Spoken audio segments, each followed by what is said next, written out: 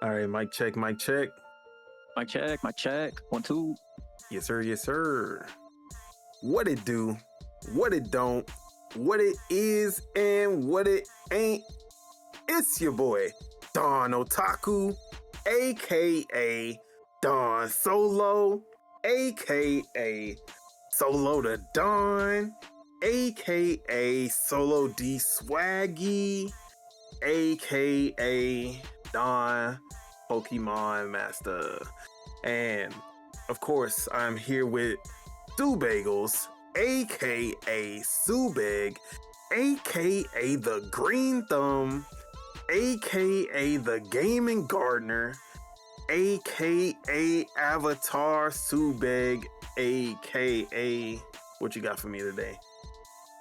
I don't even know, bro. AKA the Sauna Master, because I'll be sitting that shit for like 30 minutes now. Yes, sir. And of course, this is Dual-Wield Gaming Podcast, episode.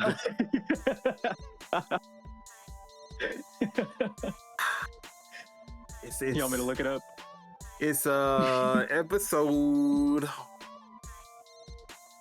Where are we at? I honestly don't even remember what episode. Hold on. I got it we right like now. 54, 56. Okay, yeah, I suck. 56. Close enough. But what's been going on, man? Another show? Yeah, man, another show. I'm good. Just got back from the gym. Been hitting the gym before the shows lately, which feels nice. Kind of a reset. Been playing a little bit more games than I was previously, just because I've been on my shit. So, been gaming a lot, but I'm good though. I'm good. You know, I'm just trying to keep it up. I'm trying to keep up the fucking hard work that I'm doing. The results will come. You know. Yes, sir. Yes, sir. But yeah. What about you? Oh yeah, man. I had a fantastic week. So yeah, I'm coming off of a little power outage. Yeah, that too. Just had a power outage. I work from home, and we had a power outage, so that meant I did not have to work, and I got to play some Pokemon because my Switch 2 is basically the only thing outside of my phone that still had power. So that was great. Took a little nap, and then by the time the power came back on, it was only an hour left to work. And that just went by in a breeze. So little impromptu break that I got to have during work, so that was good. But last weekend, my girl had flew to Houston to handle some business, and while she was over there, I was like, you can't come back without bringing me some Texas goodies. Yeah. So I had to have her smuggle some Whataburger on the plane. I had to have her smuggle some barbecue because I need that Texas barbecue in my life. And I had her smuggle some Shipley's kolaches because they don't got no damn kolaches over here. So yeah, I had to have her smuggle all that back over here in Oregon. But when she came back, we actually celebrated our 6-year anniversary. 6 years, because I didn't remember. I tried to tell you last time. I was like 4, 5, 6. Yeah, it was 6 years. Did she listen? No, she did not. Okay, good. So yeah, 6-year anniversary, and I planned a full day where we just hung out, had a lot of fun, explored the city, went to some places that we've been wanting to go. But we also, for dinner, we actually tried this barbecue place, Portland barbecue, that I was suspicious about, but we wanted to give it a try. And it was one day we were door dashing, and we ended up picking up from that place. And I went in, and I smelled it. I was like, oh no, this is some legit barbecue. Like, I can smell it. Like, that's how Texas I am. I can smell authentic barbecue from a mile away. And my girl didn't believe me. I was like, I'm telling you, this is about to be some legit barbecue. So we had that for dinner. Bro, that was Texas grade, like A1 barbecue. Probably some of the best barbecue I've had in my life. Also, turns out that what was the plate? Oh, we had, so they had this, I forgot what it was called, but they had this big platter that came with ribs, a link, sausage link, brisket, pulled pork, and 2 sides. And that, like, it was more than enough for both of us, because we ended up taking some home. Oh yeah, that sounds like a lot of food. Yeah, and bro, everything smacked. That's I good. was like, I was flabbergasted, bro, because I was not expecting it. Like, I was expecting at least some of it to hit, but not all of it. I was like, yeah, you know, maybe the ribs, they'll get it right, but then like the brisket won't be as good as I'm like, nah. Every single thing, the sides, all the meats, they hit that shit out of the park. I was like, yo. And it turns out that the owner is actually from Texas. Like, he literally came from Texas to Portland, so it all made sense once I found that out. But yeah, now we got some good barbecue close to home, so that was good to find out. But yeah, other than that though, just had a really good week. Just been playing Pokemon, playing other games, and yeah, can't complain about anything right now. It's just been good. Let's go. But with that, let's go ahead and get into the games that we've been talking about. So Yes, I have a lot. So I'm just gonna let you go ahead and go first. For sure. Actually, before I start, can I actually issue my little correction? Yeah. Okay, so I am gonna issue a correction on something that I said previously, something that I have been saying. It has to partake with like the whole client segment thing. So the reason why I'm issuing this correction is because I stated that the next Xbox will be a device from the client segment. So I actually did a little bit of digging. I came to the conclusion that the Magnus is actually not from the client segment. It is going to be from the semi-custom business unit.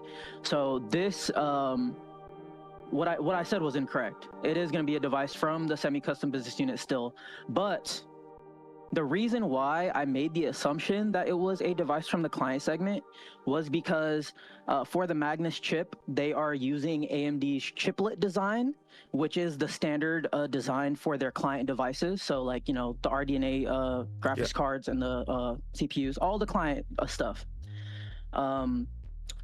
Which is different from traditional consoles. Usually consoles use monolithic designs instead of chiplet designs. So that is why I made the assumption that it was from the client segment. So that's wrong, but that still doesn't mean that it's going to be cheaper. Yeah. It doesn't. Being from this device being from semi-custom still doesn't mean that it's going to be cheaper, because it's the price tag is inherent in the design. The reason why the Magnus is reported to be more expensive isn't because of the client segment thing, but it is because they are using the chiplet design. Firstly, hold on, I have this all written down. Give me 1 sec. You're good.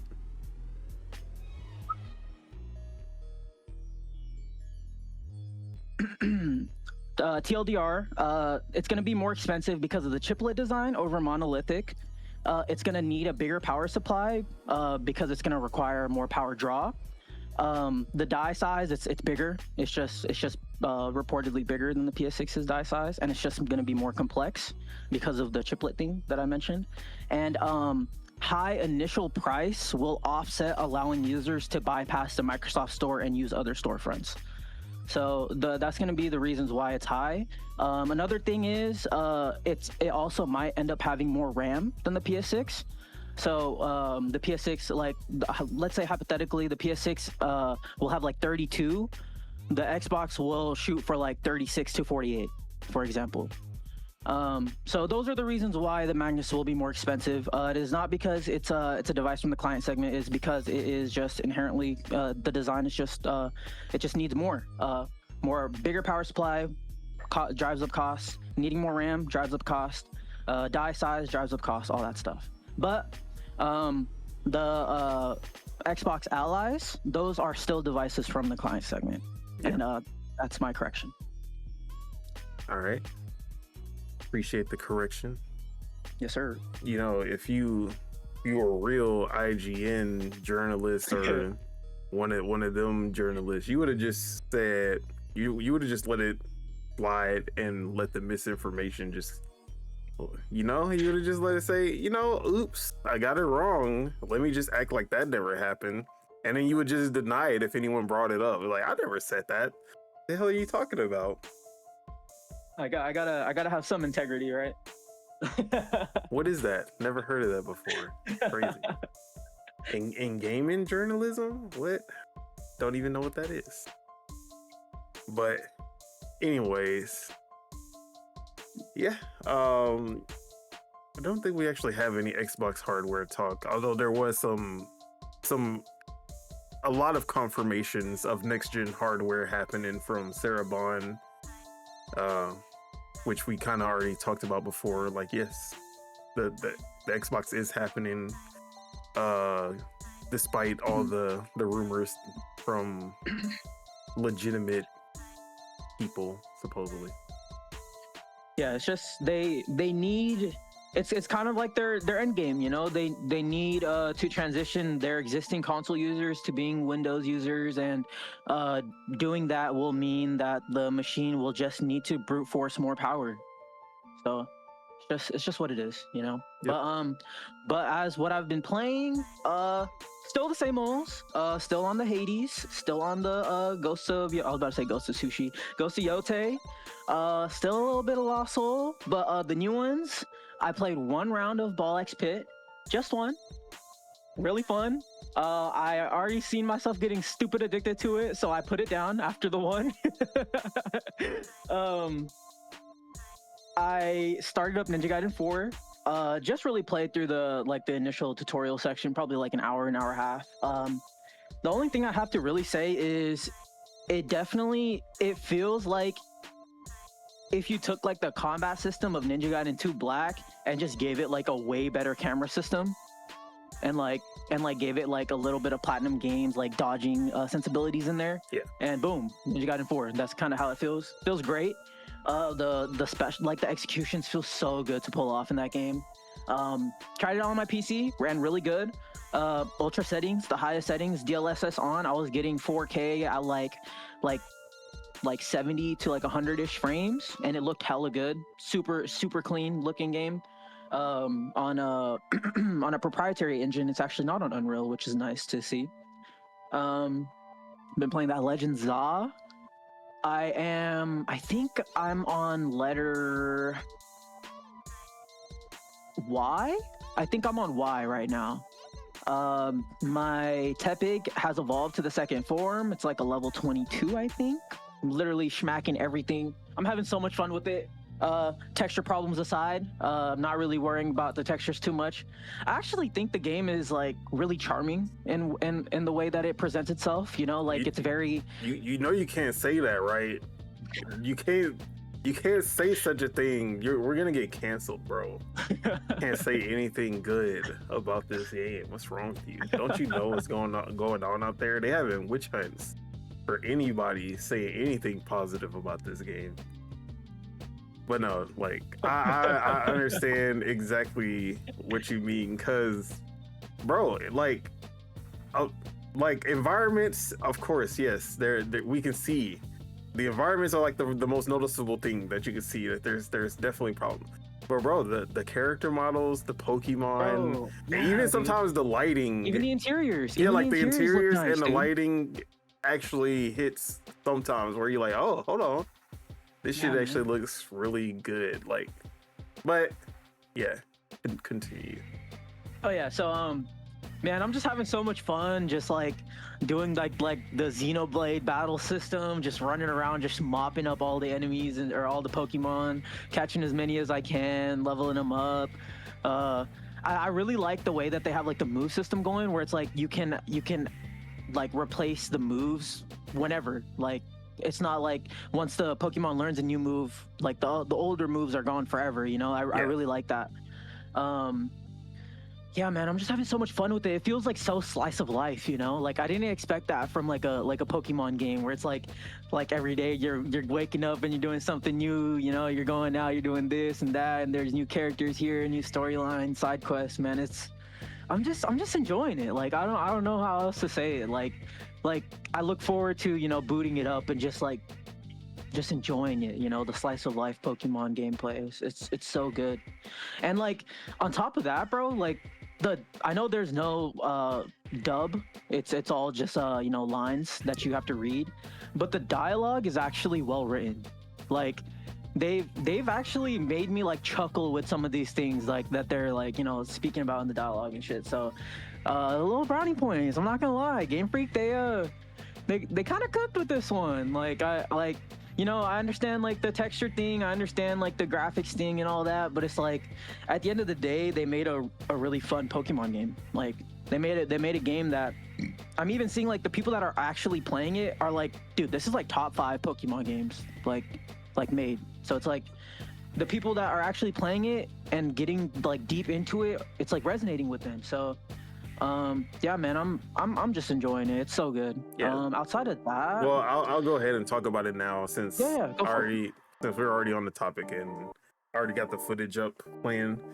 But yeah, Pokemon Legends Z-A. Once I saw the battle system, I was already sold on this game. I was like, we're getting real-time battles. And like even the progression system where you're literally ranking up by doing these battles from Z to A, like that, all of that sounded cool to me from the beginning.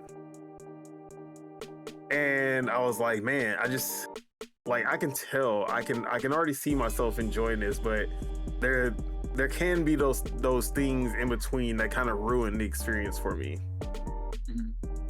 So finally got my hands on it, and I played it when it first came out around it was like 9 o'clock our time, and played the beginning of it. Kind of slow. The battle were like when you only have tackle and leer, the cooldown system, I was like, yo, this kind of boring, bro. This shit kind of ass. But I was like, yeah, let me. I was already kind of tired too. I was like, yeah, let me sleep on it, and I'm gonna come back. But yeah, as you start getting more Pokemon, the Pokemon catching is just like Arceus. Just throw the ball out there. No need to go into the battle first. Just throw the ball and catch. Or you can just sneak up. You can do a sneak attack and send your Pokemon out there to knock them out. Also like that, they've changed so much about the formula of this game. And it's not just the battle system, which is crazy because it used to be, oh, you have to get the Pokemon's like health down to as little as you can without knocking them out so that you can catch them. But in this, no need to worry, you just knock them out, and then that's gonna give you the best chance of catching them. So it's not like, oh, you knock them out and now you don't have a chance to catch them. Now they're literally saying, yeah, go knock them out, go get your level whatever and go find that like get a level 20, go find a level 5, use your strongest attack, knock his ass out, and then catch him.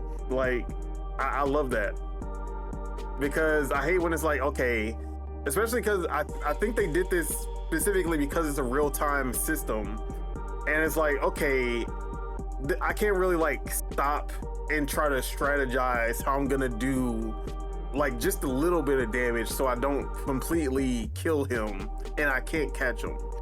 Since it's real time, you gotta like be quick and think, like you gotta think on your feet.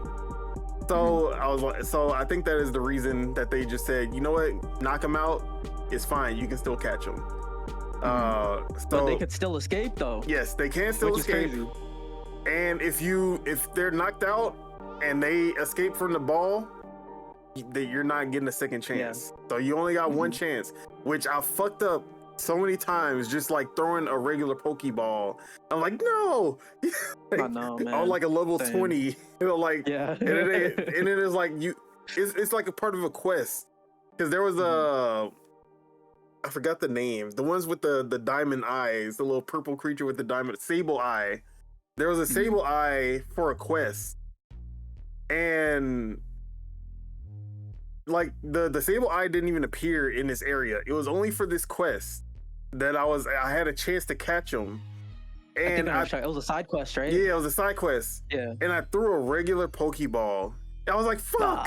And he got out, and I did not have a second chance to catch him. I'm like, bro, when am I gonna find another sable eye? This is some bullshit. So I was very upset about that. But yeah. What the hell are you doing? So yeah. I love that, like, the elements that I really liked about Arceus, which was like how they did the Pokemon catching, that is all there, except they've even enhanced it a little bit even more. I will say that I'm surprised at how well the stealth detection is in this game, because it actually does a really good job of reading when you're obstructed by objects, because a lot of games don't get that right when it comes to stealth. Like I always talk about how Ghost of Tsushima, like you try to hide behind a barrel or something and then they just spot you. Like if you're not hiding behind the specific items, or like in grass or something. Yeah, the specific items that they want you to hide behind. But in this one, it's like I'm hiding behind graves in a cemetery. I'm hiding behind like trees, bushes, all kinds of things, and like they won't see you. And then like I'll uncrouch and I'll just have my head poking out, and then you'll start to see like the little question mark, like, huh, who's there? So I'm like, oh, they actually have solid detection on this. Like that was crazy to me. But yeah, the Pokemon catching is great. The battles feel amazing once you have multiple moves and multiple Pokemon. The difficulty is actually, I feel like it's because I don't use... It's kind of hard, dude. Yeah, like I don't use my... Like usually I'll just use my main Pokemon, like my starter Pokemon, and just like keep leveling him up until he's just OP. But I've actually been spreading the love around, so I don't have any overpowered Pokemon. But some of these alphas were like bodying everybody. Those are the red-eyed ones, right? Yeah, the red-eyed Pokemon that are like stronger. They're more aggressive. Yeah. Bro, I was having to switch like right before, and I love when you get that switch off like right before your Pokemon's about to get knocked out. That shit is so satisfying, because you'll see him like do an attack, and it's just like, and you'll just see like the Pokemon go, and you'll just see them like ride by it. Yeah. And I love that you can actually use that as a strategy, like because when I know I need to switch my Pokemon, I'll wait until they start attacking, and then I'll bring them back so that they waste a cooldown, and then my Pokemon has a little bit time, because they have a cooldown once they come, like once they get in there, there's a little bit of time before you can actually start doing moves. So it kind of lets the enemy attack first, right? Yeah. So I'll use that as a strategy. I'll wait for them to do the attack. Like once they have a little attack pop up on their head, I switch them out, and that gives them a little bit more time to get a move off before the other Pokemon does another attack. But yeah, I love how battle focused this one is, because that was basically the thing with Arceus, is that their Pokemon trainer battles were not really prominent. Like there was a few of them, but they were like very far and few between. But this one has that day-night cycle where you, during the day, you're like completing quests, you're catching Pokemon. Oh yeah, this is the Sableye quest I was literally just talking about. But you're completing side quests and main quests, you're catching Pokemon, and you're just ranking, like building up your Pokemon, just trying to strengthen them. And then come nightfall, then you go into the Z-A Royale, and then that's when you go into the zone. There are trainers just everywhere, on rooftops, on the grounds, and you just try to take out as many as you can before the time runs out, before daybreak. And you gain points. They have little side quests, or I guess not side quests, but like challenges that you can pick up during this time, where you pick up these challenges and you get extra points if you're able to pull them off in a match. But yeah, I love this. Like the ZA Royale is so good because one, it's like, okay, you get to just do back-to-back trainer battles, like just keep on like battling, and it's, you just try to rack up enough points so that you can do your challenge match, your promotion match, that's what it's called. And in the promotion match, you're able to rank up from whatever letter to the next one if you're able to beat them. But I'm at the point where like there's a main quest that I need to do, so I don't have a promotion match. But like the time is still going, so I've been going like multiple days where I don't do a promotion match, and I just enter the ZA Royale at night, and I just see how many trainers I can defeat. I'm like getting 15 trainers down, 16 trainers, just like bodying everybody.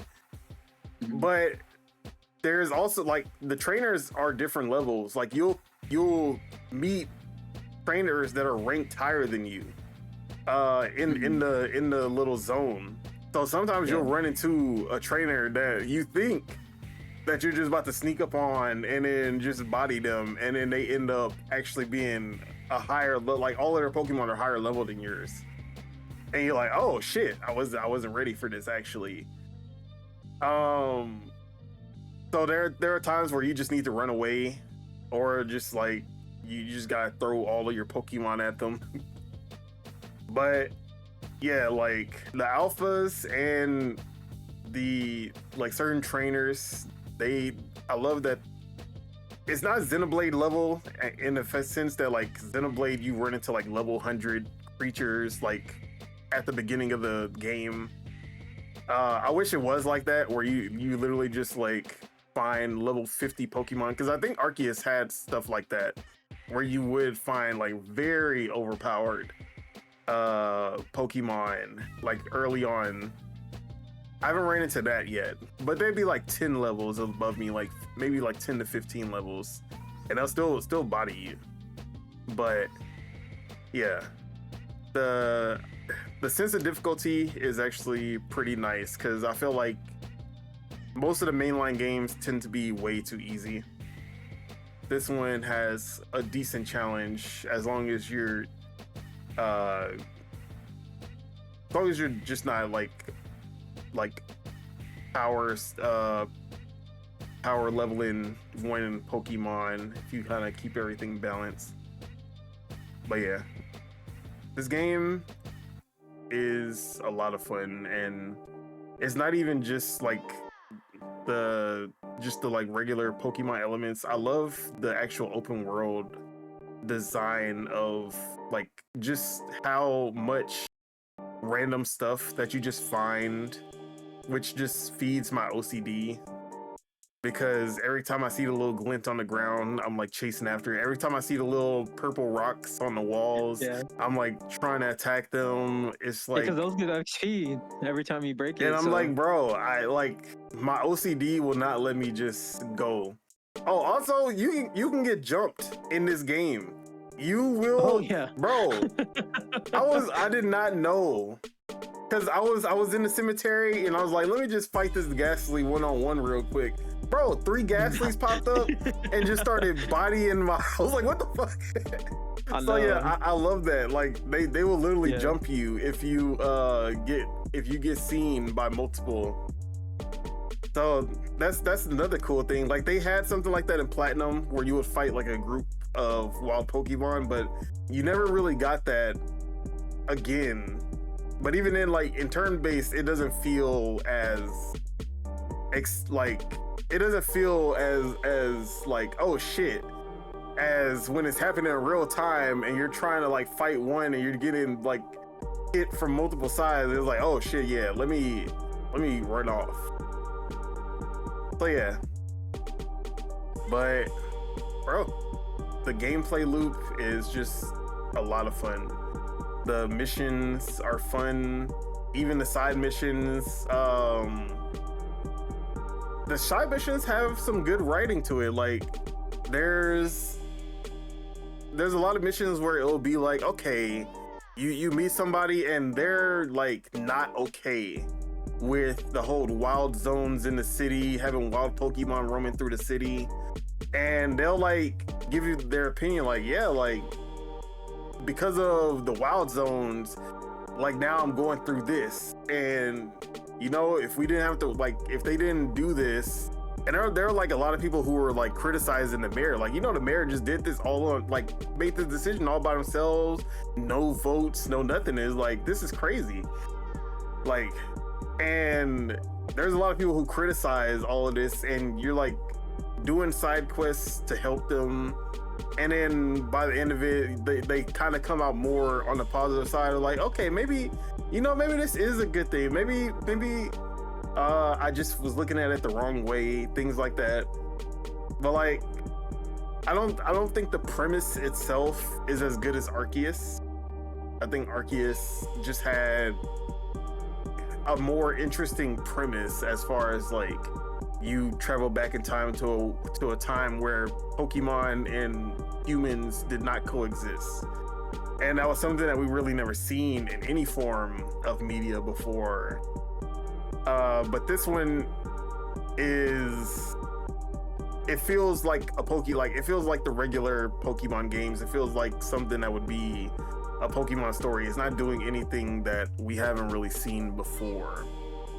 Especially with it taking place after X and Y.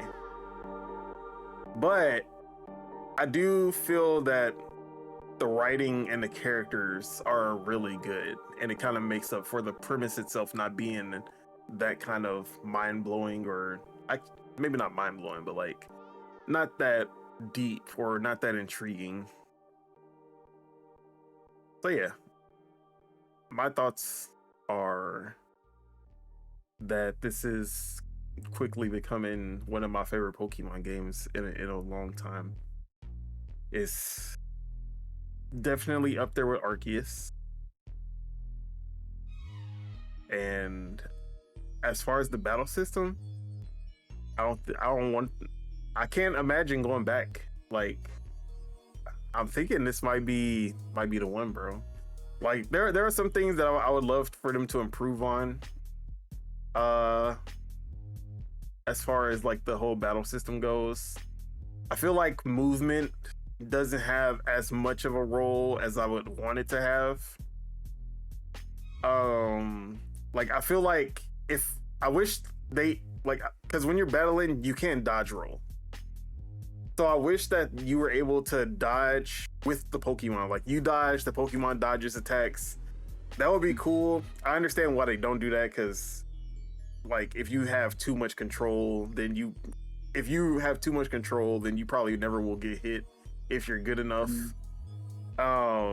Then it'll just be a full. Well, sometimes the Pokemon starts attacking the trainer. Yes, and the alphas will target the trainer first, which I love. So like you don't even realize at first you're just attacking the alpha. The alpha's not looking at your Pokemon; they looking at you. No. Like, Yeah. I do not care about him. I'm taking out your ass. If you get hit twice from one of the alphas, yeah, you're donezo. So yeah. But even just like the little things, like going into the photo modes when you just go to a cafe and you get to take pictures just sipping tea or sipping coffee with your Pokemon. It's just a fun ass game, bro. It's cozy. So good. Yeah. I like, it's literally like the only shortcoming is no voice acting, which I still feel the same. There needs to be voice acting by the time we get to the next Pokemon game. And they do literally move their mouths like they're talking, so Yes. And like the cutscenes are just like they're animated. Yeah, too. they're well animated and everything. And it's like, bro, you can't just have these animated as cutscenes and then just nothing coming out. And even though like the dialogue is actually pretty well written and some of it is funny, it would be funnier if I could actually if you could hear the delivery of the words. So yeah. Nice. But hey man, if you don't like Pokemon, then it is what it is, bro. But y'all out here trying to shame everybody who enjoys this game for whatever, just because the graphics are worse than another game or whatever. Like, I don't get it, bro. Because I was literally arguing with Jez, and because he was like, I forgot, he was replying to somebody who was praising, or like, I think he was responding to like the sales numbers, like it'd be a number one in the UK and all of this, and he was like, and this is exactly why Pokemon will never improve. And I'm like, bro, like, a completely revamped battle system, completely revamped progression system, open world design that's completely different from Scarlet and Violet, that's completely different from Arceus, but they will never improve because the one thing that literally has nothing to do with the game, the graphics, is the one thing that hasn't improved. Even though if you look at Arceus and you look at Scarlet and Violet, look at Sword and Shield, this game has improved drastically from those. Now it might not be where it should be, but compared to those other games, it's a night and day difference. I'll tell you that. And all I'm gonna say to that is Xbox games literally didn't start becoming graphical showcases until this gen. bro, That's all I'm gonna say to that. outside of Rise Center Rome, but that wasn't them. Well, yeah, like Rise of Rome and like Gears back in the day, and Yeah. like Halo 4 back in the day, like. But like, if you look at a lot of the Xbox One, it's like Recore or Crackdown or fucking all those games, like mediocre graphics. It's all about the gameplay in those. Yeah, that's all it's ever State been. of Decay. And I love all of those games, and Yeah. not because of, besides Crackdown, but not because of the graphics. Like, the graphics never matter to me. Like, PlayStation, like the Xbox One lineup, to me, from 2013 to 2015, 100 times better than the PS4 lineup. Like, Killzone Shadowfall looked fucking amazing. I don't even want to play that bullshit. Fuck Killzone. Like, that shit was ass. Knack, yeah, that game looked great. It played like ass. I don't want to play that shit. Like, I wanted to play fucking, I didn't want to play, well, I thought I wanted to play Rise. That shit was ass. But everything else, Killer Instinct, it wasn't the best looking fighting game in the world, but that shit was a smooth ass fighting game, had amazing gameplay. Recore, bro, I don't care what nobody said. Even before the definitive edition, that game was straight heat. Like people used to joke on Sea of Thieves, cartoony graphics, all that, bro. Some of the best water you'll ever see in a game, and that shit was an amazing, still to this day, amazing game. So but now we're at the point where Xbox is delivering some of the best graphics ever with like Hellblade 2 and delivering some of the worst gameplay. I would rather have the gameplay fucking Ninja Theory. Like that's hella funny. But Jez literally responded like he literally said nothing was wrong with the battle system before. So like all they needed was better graphics, or like basically along the same lines. I was like, bro, I don't get that. Like, what is like? It's the fact that there are people who would rather have the gameplay and the formula, everything just stays the same. It just stagnates, but just improve the graphics. Maybe have a better story, and then that's all people want. And then I'm gonna get into another game that I need to talk about the reviews that I'm seeing, because it's literally the same shit, bro. Graphics, like, and bro, I would rather Pokemon look like Scarlet and Violet for another 3 games if it meant that we were gonna get gameplay improvements like we're getting with Z-A every single time. Which, if you look at Sword and Shield, you look at Arceus, and you look at Scarlet and Violet, the changes between those 3 games are pretty drastic. Huge changes. Which is why, bro, they all don't play like each other. Bro, they all don't really play like each other. And that's why I like when people ask me, like people were asking me, is Z-A a good Pokemon game to get into? I haven't played in a while. I'm like, bro, you can start. It's probably the Pokemon game to get into. But I'm like, yeah, if you want something that doesn't have that nostalgia where it's like you know what you're getting into with some of the other games, because it's still the same turn based, still the same feel as those. But like if you want something that's like an evolution, yeah, definitely get Z-A.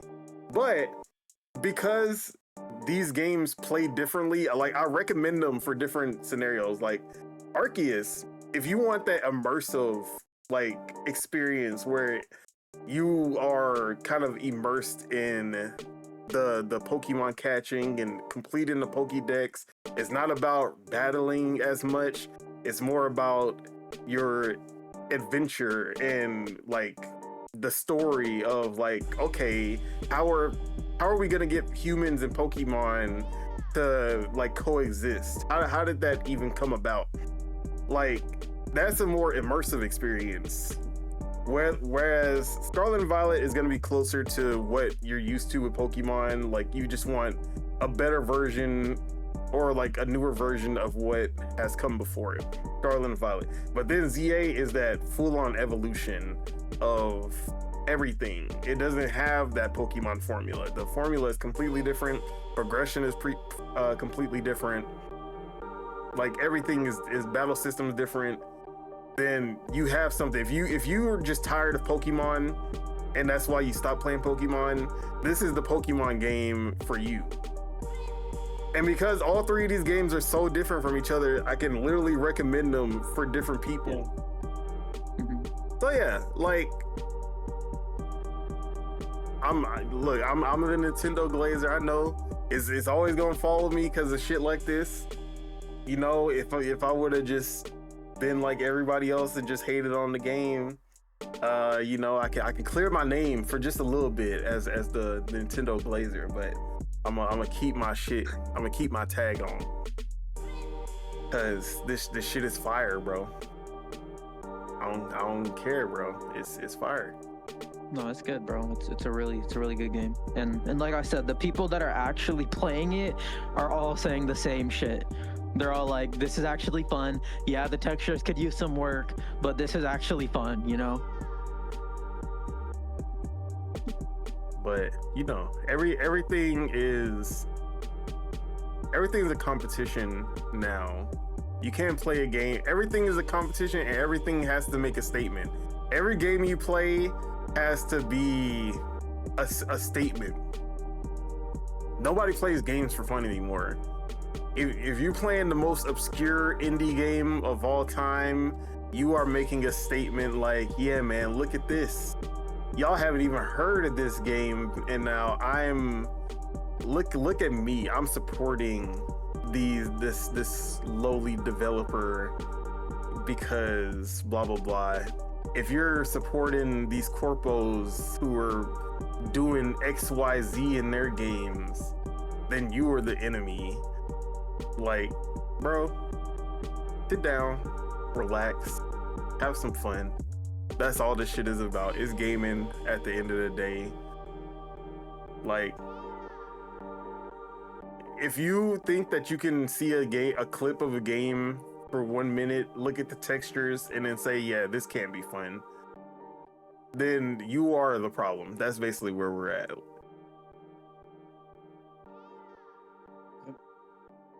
But I digress. I could talk about this all day. But I know you have more games that you wanted to talk about, so let's just move on. For sure. I'm actually thinking outside of those, did I play anything else? Oh, yeah, bro, I hella forgot. Seems like almost the whole world forgot already, but I actually played like an hour of Keeper. So Keeper is from Double Fine. It's like a lighthouse game. It's an artsy type of game. Honestly, this might be a little controversial, but it kind of feels like a game made in dreams, in Media Molecule's dreams. I can see that. And more specifically, it feels like a Media Molecule original in dreams, where it's like a really short game. It's not really that complex. Very artsy. Looks gorgeous. Very colorful. But outside of that, though, it's actually I won't even say it's fun. I would say it's very engaging. When you wake up the lighthouse in the beginning of the game, you're like moving left and right on your joystick, right? And then you see like it like crackling and like becoming alive, right?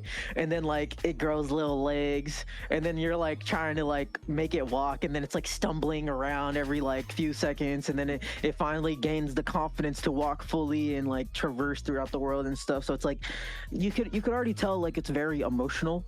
It's gonna be a very emotional game. But outside of the little bit that I played, I tried it out on PC, Unreal Engine 5. So I can probably safely say that this is Double Fine's Unreal Engine 5 test.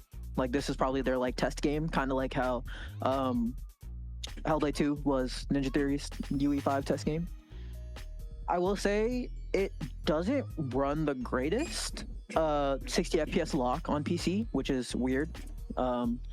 There's no way outside of I think turning on frame gen to get past 60, and even that, like I was dropping into like the 40s, so I was like, what the heck is going on here? But I mean, it's cool, it's fun, it's an artsy game, really easy achievements. You could just kind of play through the game and you'll get the 1K. But I will say on the Xbox, 30 FPS, which is interesting.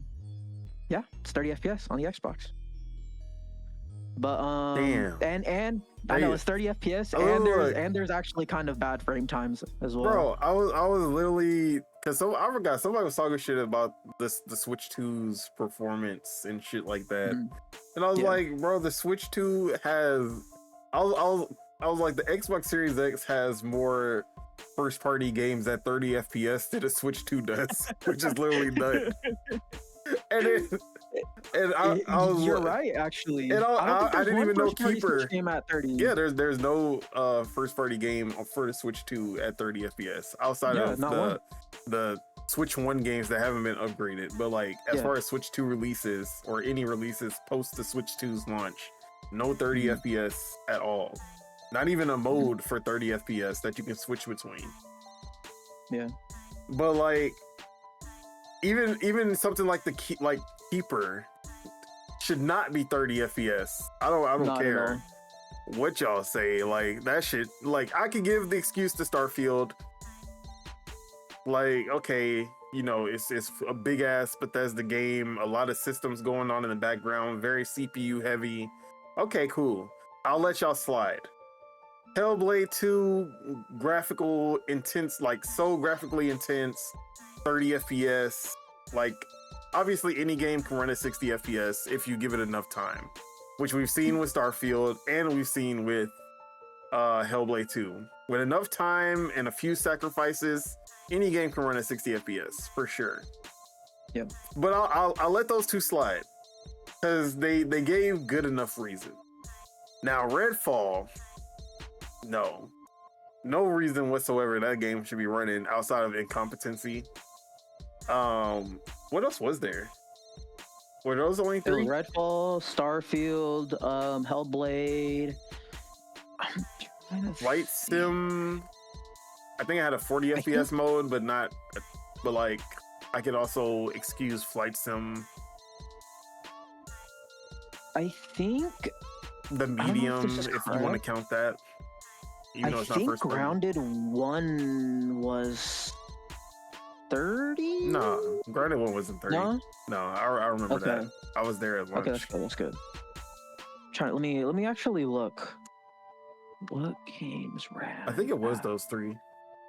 Yeah, I think it was. Because Redfall was like the first one that had the controversy. And then Starfield followed, and then Hellblade 2. It was literally back to back to back. and then even some got some scares too, like Avowed. They had originally reported it was only gonna be 30. But now Keeper is 30. I posted it in the podcast notes if you want to put it up there. The FPS test starts at 730. It's 30 FPS on both. But yeah. Yeah, bro. That shit don't make no sense. It makes no sense. It doesn't feel like a graphically intensive game. Like, I can't excuse this. Let's see.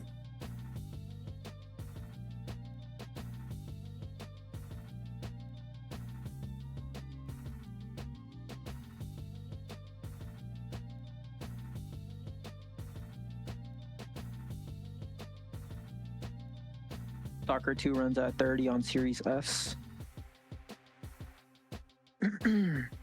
Yeah, and Stalker 2 doesn't run at 60 on the Series X. It runs at an inconsistent 60.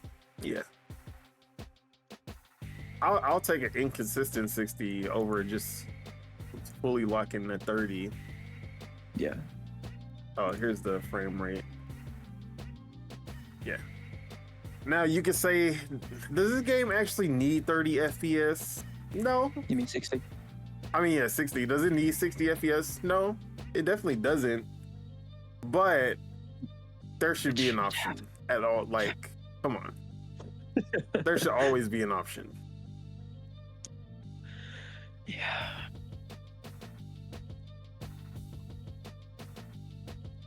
Like, the 30 FPS does give it that Jez Corden filmic look.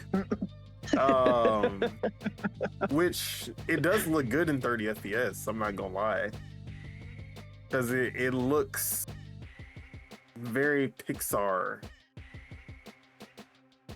It works in 30 FPS. But even if it's for your artistic choice, I don't think any game should be 60. It should be locked at 30 if you can go above that. So yeah, that's how I feel.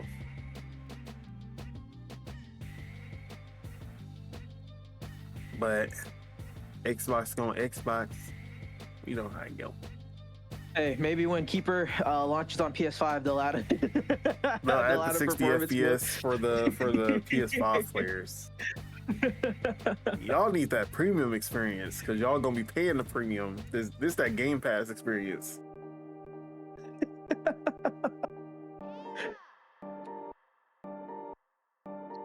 if Keeper even goes to PS5, because honestly, nobody's buying that shit over there either. You got a better chance porting it just to the Switch too. Bruh. They should. But yeah, anything else you on? No, not really. I'm trying to think. I've been playing a little bit more on my Steam Deck lately. Just like the little indie games, like downloading the demos, like for Demon Tides or Bubsy and Mega Bonk. I bought Neo: The World Ends With You for Steam, just so I can have another Steam Deck game to grind through. So I'm excited to jump into that. I really like the world of The World Ends With You. Amazing. It's a really stylish world. It's really inviting. But no, outside of that's really it. Still need to grind out some games. Oh, I did some races in Forza Horizon 5 with my homie the other day. He's playing on PS5, I'm playing on PC, so we're doing a little cross-play action, running through the world of Horizon. So good, dude. I love the way that they do progression in Forza Horizon. It's always constant forward progression. Yeah. Like, doesn't matter what kind of race you do, it doesn't matter like if you're in like last place or first place, you're always gonna get something, you know, which I really like. It's rewarding, unlike Forza Motorsport, which was very not rewarding to play that game. But yeah, man, that's really it. A little bit of everything. All right.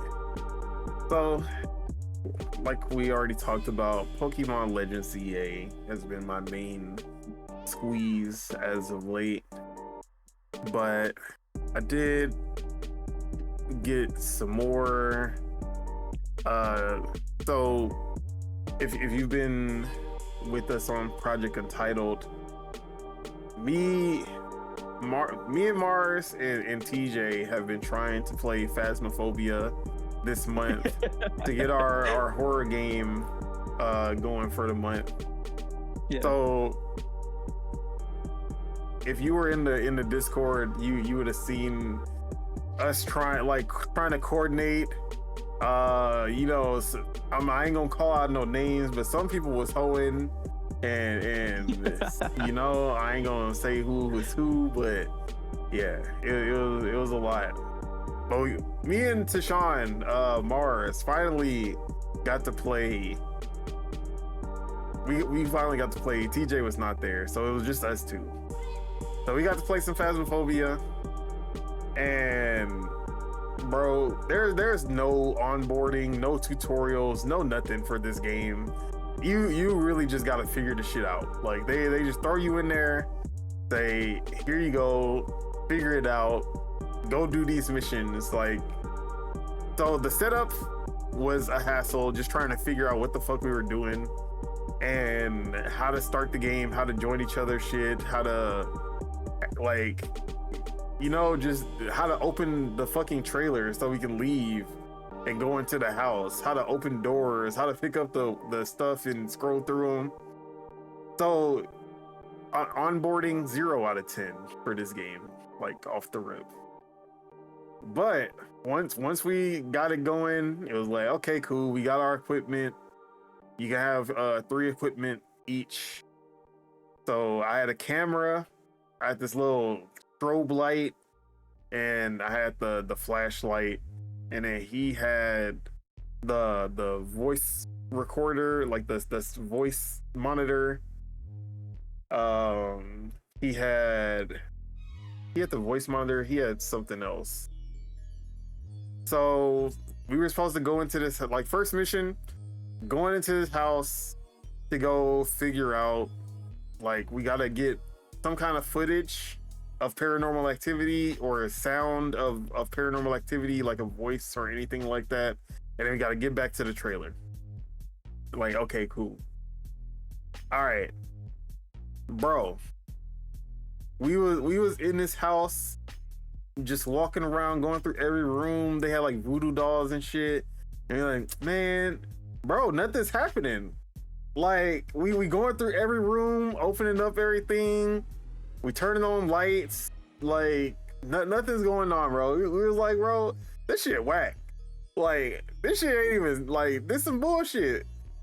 Like, where is this ghost? We over here talking shit to the ghost on the voice recorder because they actually pick up your voice and, like, the ghost will respond to your voice.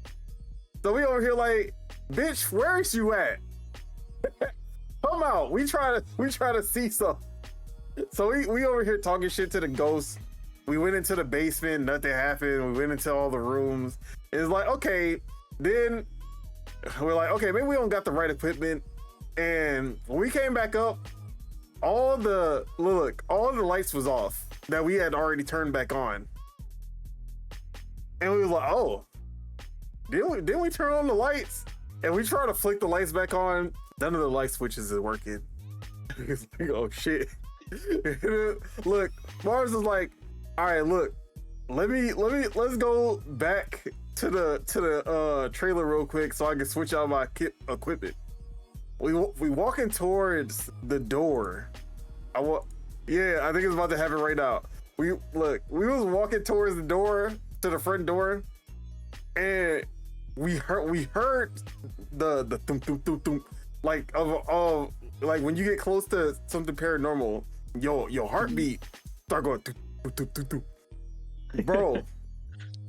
The door closed, and then I just hear, because we in a proximity chat, so we not in Discord or nothing. I hear Mars scream, and then I look to him, and he's floating in the air, and then his body just dropped, and I'm like, no! I didn't know what to do. I just threw all of my shit on the ground, and I just ran. And I'm like, get out of here. bro, I threw all my shit and ran. I'm like, oh, I got the footage. I need to go back for the camera. Bro, I was so scared to go back into the house. Hold on, I need to show, because that shit was fucking hilarious. Bro, when I say I got the fuck out of there when that shit happened, bro, no, the fact I didn't even realize that he had died. I heard him scream, and then I was like, what happened? What's happening? I just see him like kicking and screaming, and then I pull out my camera. I was like, Mark, and it just say dead body on the camera. I'm like, oh, and I ran my ass out the house as fast as I could. I eventually went back to get the camera, and then I dipped after that. I was like, nope, I don't even want to find out. So yeah, Phasmophobia was no joke. That shit tries to play itself off to feel slow until you in there for long enough, and then that shit gets crazy. So that was the first mission we played. The second mission, we were at this campsite, and it was like some kind of cult activity was going on there, some like devil worshiping shit. And bro, the same thing happened. Mars died. I said nope. As soon as I see him getting choked out, I left his ass, bro. But like, I was trying to escape. The ghost gonna close the door on me, and I was like, yeah, bro, we're not doing this. Like, you really gotta juke the ghost, because like once you start hearing that doo, doo, doo, doo, like you gotta run off. Look, he getting choked out, and bro, I'm over here like, and I'm trying to run to the entrance, but the ghost kept popping up. But yeah, this game is hilarious. I ain't gonna lie, like, it's actually pretty scary, but that shit is also funny as hell, because the way shit goes down, it, like, I don't even know, bro. We like, all I got was footage of him dying every time. Every time we played, it was just footage of him dying. I didn't get no voices, no nothing else. But I always got him on camera getting choked out. But yeah, Phasmophobia is a good time.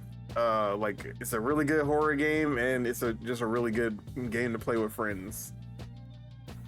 Shout out to the friend slot. Yes, one of the OG friend slops before it became the trend. But other than that, I've been wanting to get back on Elder Scrolls Online, but because my girl was out of town and everything was going on, we never got a chance to get back on that. But still thinking about it. Still want to get back on that. Did I talk about Shrine's Legacy on here? I think you might have. Yeah. Shrine's Legacy. Yeah, it's like a farming game, right? The RPG, the like SNES retro style RPG. I think you might have. Yeah. I won't talk too much about it, but it's a really fun action RPG kind of. Oh yeah, there's the co-op one. The co-op one. Yeah. Yeah, I think I did talk about it. Mm-hmm. Yeah, kind of Secret of Mana coded. I thought it was pretty fun. Flame actually did a review for it. He gave it a lower score than I would have, but I enjoyed my time with it. You know what Flame hasn't reviewed that I'm surprised of? He still hasn't reviewed Astrobot, bro. Yeah, he did Astro's Playroom leading up to Astrobot, but he never did the actual game. Maybe I should review Astrobot and give it like a 4. Not kidding. All right. So now that's basically the basic games that I've been playing. But I will do a segment on the Steam Next Fest because I did play a lot of Steam Next Fest demos, and I still have more that I didn't even get a chance to play, but I'll briefly talk about the ones that I did play and how I felt about them. So the first one I'll be talking about is called Crash Out Crew, and this is from Aggro Crab, the creators of Peak and Another Crab's Treasure. And this game is very Peak coded. It is from the same game jam that they created Peak, because these were just supposed to be little small titles that they were just doing for fun to test out some mechanics. And then Peak ended up being a 10 million plus seller out of nowhere. They were not expecting that. But this was actually from the same game jam. So this was not like a response to, oh, Peak did so well, let's just put out another game. No, this was actually being developed alongside Peak. But this one is basically you're working in a factory, everyone's driving these little forklifts, and your objective is to put packages and ship them out. They're like, basically you just got to put the right packages on the conveyor belt, ship them out, and then you're working with your friends to do this. But of course, chaos will ensue because they're gonna make sure that what seems like an easy task is not as easy, because in a roguelike sense, there will be little challenges that you have to choose between during your playthrough. So it'll give you like choices like, oh, we will have meteors fall from the sky, or we'll have lava erupt from the ground. Which one do you want for the next round? It's like, bitch, can I have neither? Like, can I just have normal? Like, no, you gotta pick one. So then that's when the chaos starts to ensue, and you'll just be running around trying to get the packages on the conveyor belt, and you're dodging meteors, dodging lava, accidentally run into your teammates, and you basically have like this crash out bar. If you take too much damage, you crash out, and then when you crash out, you lose control of the vehicle, and your vehicle just starts going AWOL. It just starts going everywhere, running into everything. So like somebody can be trying to neatly stack the boxes, you crash out, you run into them, they crash out, and it just causes just madness. Like everything that you were just working towards just gets thrown out the window, and that shit is very, like, it's a lot of fun. I don't think it's gonna be as big as Peak, just because the way that Peak works, this feels more like an Overcooked versus Peak, where it does feel more like adventurous. Like you feel like you're actually working towards a goal, whereas this one is just like, hey, don't fuck up, basically. So yeah, but I did find a lot of enjoyment with this one. I was playing with my girl, but I'm pretty sure if you were playing 4 players, it would be even more hectic and a lot more fun. So that is Crash Out Crew by Aggro Crab. I got a chance to play Aerial Knight's new game, Drop Shot. I believe that's what it's called. And Aerial Knight, if you know him from Aerial Knight's Never Yield, that is a runner, an auto runner where you're just dodging obstacles. Very simple, but definitely makes up for it with the music and the art style and the characters being really good. But with this, instead of going the same style as he did with Never Yield and We Never Yield, this one is basically described as a battle royale, where it's basically you have to take out all the enemies before you drop to the ground. So while you're dropping in the sky, you're shooting air bullets at each other and basically trying to kill all the enemies before you hit the ground. And when I saw the concept of this, I was like, yo, this shit actually sounds cool as hell. Like, I definitely want to give it a try. Mm-hmm. Now, the concept ended up being a lot better than actually playing it, because I guess I wasn't understanding what this game was when it was just like when I first saw the trailers for it. Yeah. Because the whole time, they described it as a battle royale where you all of the action takes place while you're falling from the sky instead of when you get on the ground. Okay, but when I think of battle royale, I think multiplayer. This game is not multiplayer, at least unless there's a single player and a multiplayer mode. That the multiplayer mode just isn't available in the demo. But there was no multiplayer to be found in this demo, so I'll just keep it at that.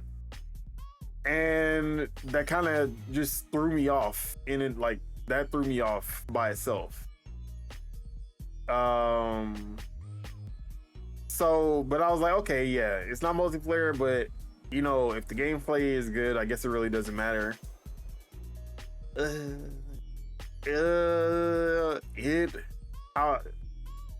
It wasn't for me. That's all I'm gonna say. It still has that art style. The music is still dope as hell. So the vibes is still there. If you liked Never Yield and We Never Yield, those vibes are still intact with this. But it's more of a puzzle game than it is a shooter or an action game, because it's basically you're trying to kill all of the enemies before you hit the ground.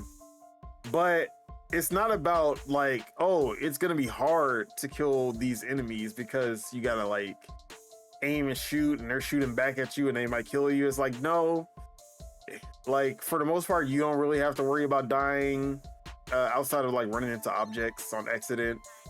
And aiming and shooting isn't hard either, and everything's kind of moving really slow, so you have a lot of time to do that. but it's a puzzle game in the sense that to actually take out all of the enemies, there are like you have to kind of improvise. Like you can't just shoot everybody. There will be enemies who are out of reach, and it's like, oh, I'm trying to hit this enemy, but he's out of my range. And I'm kept on redoing the stage because I keep getting 4 out of 5 enemies. I'm like, how do I get this 5th enemy? I don't understand. But then you realize, like, oh, I will never be in range of this enemy. But there's an explosive box that he passes by. And if I shoot the explosive box while he's passing by, then that will kill him. And then that's how I killed the last person. So it's things like that. Like every level has some kind of puzzle element to it, and it's all about trying to figure out the way to actually kill all the enemies. So for me, like I get, once I understood that concept, I was like, okay. I played through all the levels in the first section. I was like, okay, like, and then like you fight a dragon at the end, and that was probably the most fun because it was actually pretty challenging because you have to like get a certain amount of hits on the dragon, and you have to dodge all of these lasers and obstacles. And I was like, you know what? I'm pretty sure there's fun to be had here. I just don't see myself coming back to this. But I'll still pick up the game because I want to support Aerial Knight. But he's a good dude. Yeah, he's a good dude. But I wish I came out more positive from this. Hey, I know he actually really does listen to people's feedback, so you should try to give him some. Yeah. But like, great concept though, for sure. And isn't he a solo dev? Yeah, solo dev. Outside of like he has people work on music and stuff like that, of course. Yeah, like contracting out like some art asset stuff maybe or something like that, music assets. So. All right. So outside of, I would say this one right here is probably going to be in my top 3, but it's definitely a me game, and definitely a me game. Probably not going to be recommendable for everybody, but this is a visual novel. It's called High Times, and the premise of this visual novel is that you're a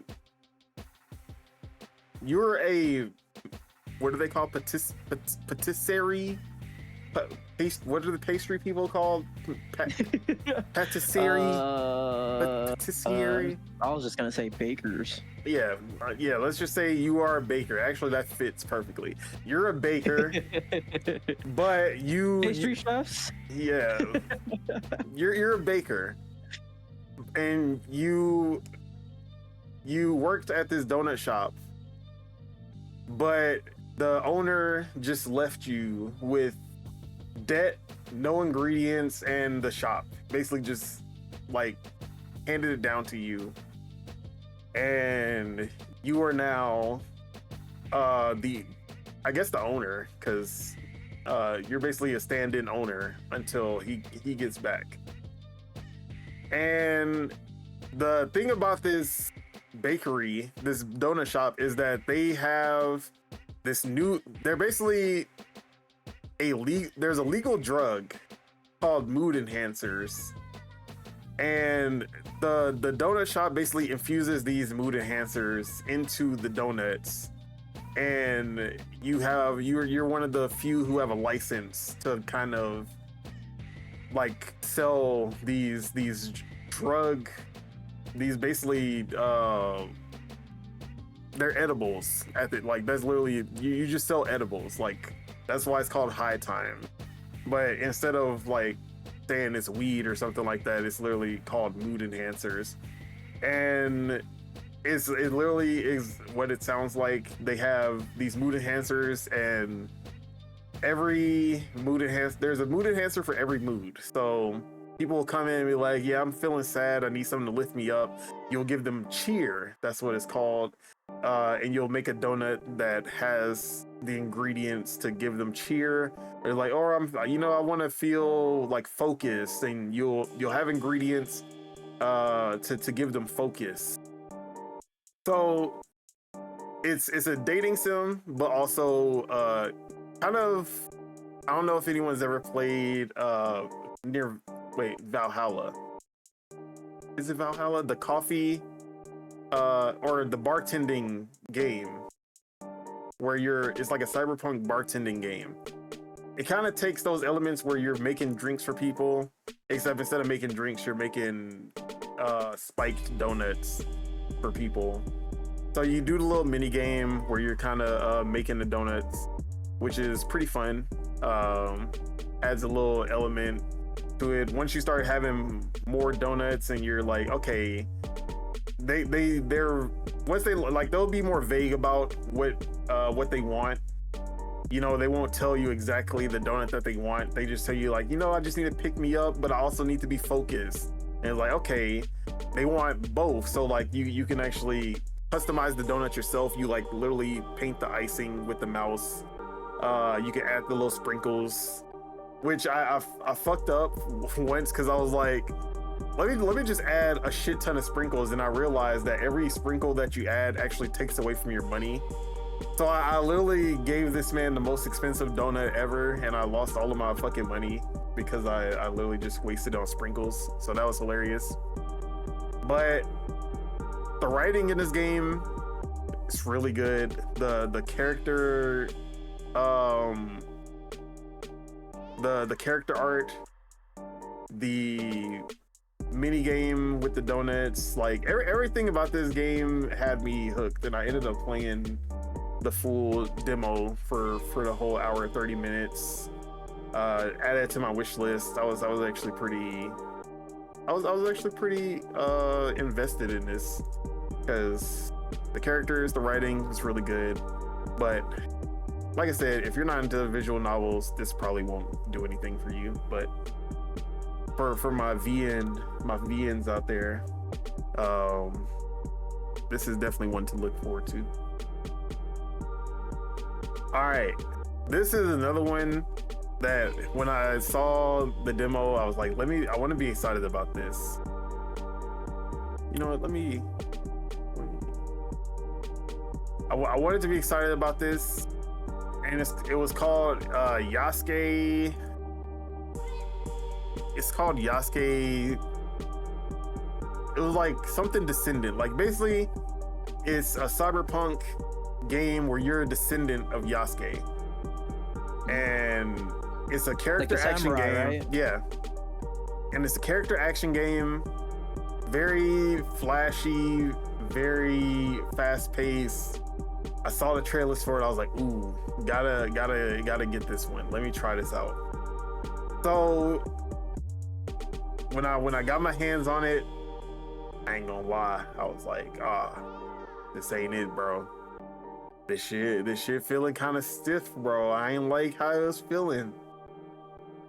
And I almost gave up. I was about to be like, yeah, let me just get the fuck out of here, bro. This ain't it.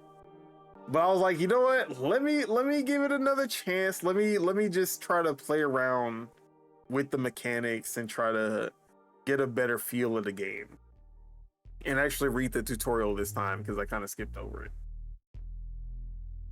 So then once I did that and I gave it another chance, then it started to hit. And I was like, oh, hold on.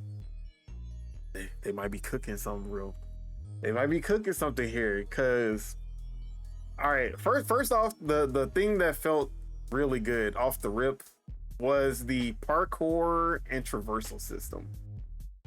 So that shit actually felt really good. There's like, you can grind on rails, you can run up walls, very fast paced. Like when you're jumping around, you're just floating through the air, and then you can just like, once you spot some enemies, you can just like honed in on them and then just start attacking. The traversal felt really good. I really liked how that played out. Now the combat at first did not feel good because it had this like it had that stop motion feel in combat where it felt like there was less frames, like South of Midnight kind of, but like way less smooth. It just felt jittery and it didn't feel that good. And then I didn't understand how the dodging and or blocking worked. Like I didn't understand the defense mechanism in this game, so I just kept getting attacked and I didn't know how to not get attacked. So but then I started getting the hang of it. I realized that it wasn't the dodge system that was broken. It was just that the dodge system had a very tight window for the dodge, which I'm not gonna complain about. You know, if y'all want to have a difficult window for it, like cool, I just got to get used to it. So once I got used to it, I was like, okay, yeah, I'm getting it now. But yeah, the combat started to come together, especially once I realized that there are multiple fighting styles. They're basically stances like Ghost of Tsushima. And there's the cheetah, there's the lion, and there's the rhino. So like the lion is the regular, just balanced fighting style. The rhino has slow but very heavy attacks. And then the cheetah is lighter attacks, but they're super fast. And just like doing combos and switching between those, that's when I started to be like, okay, yeah, this shit is actually pretty fucking good.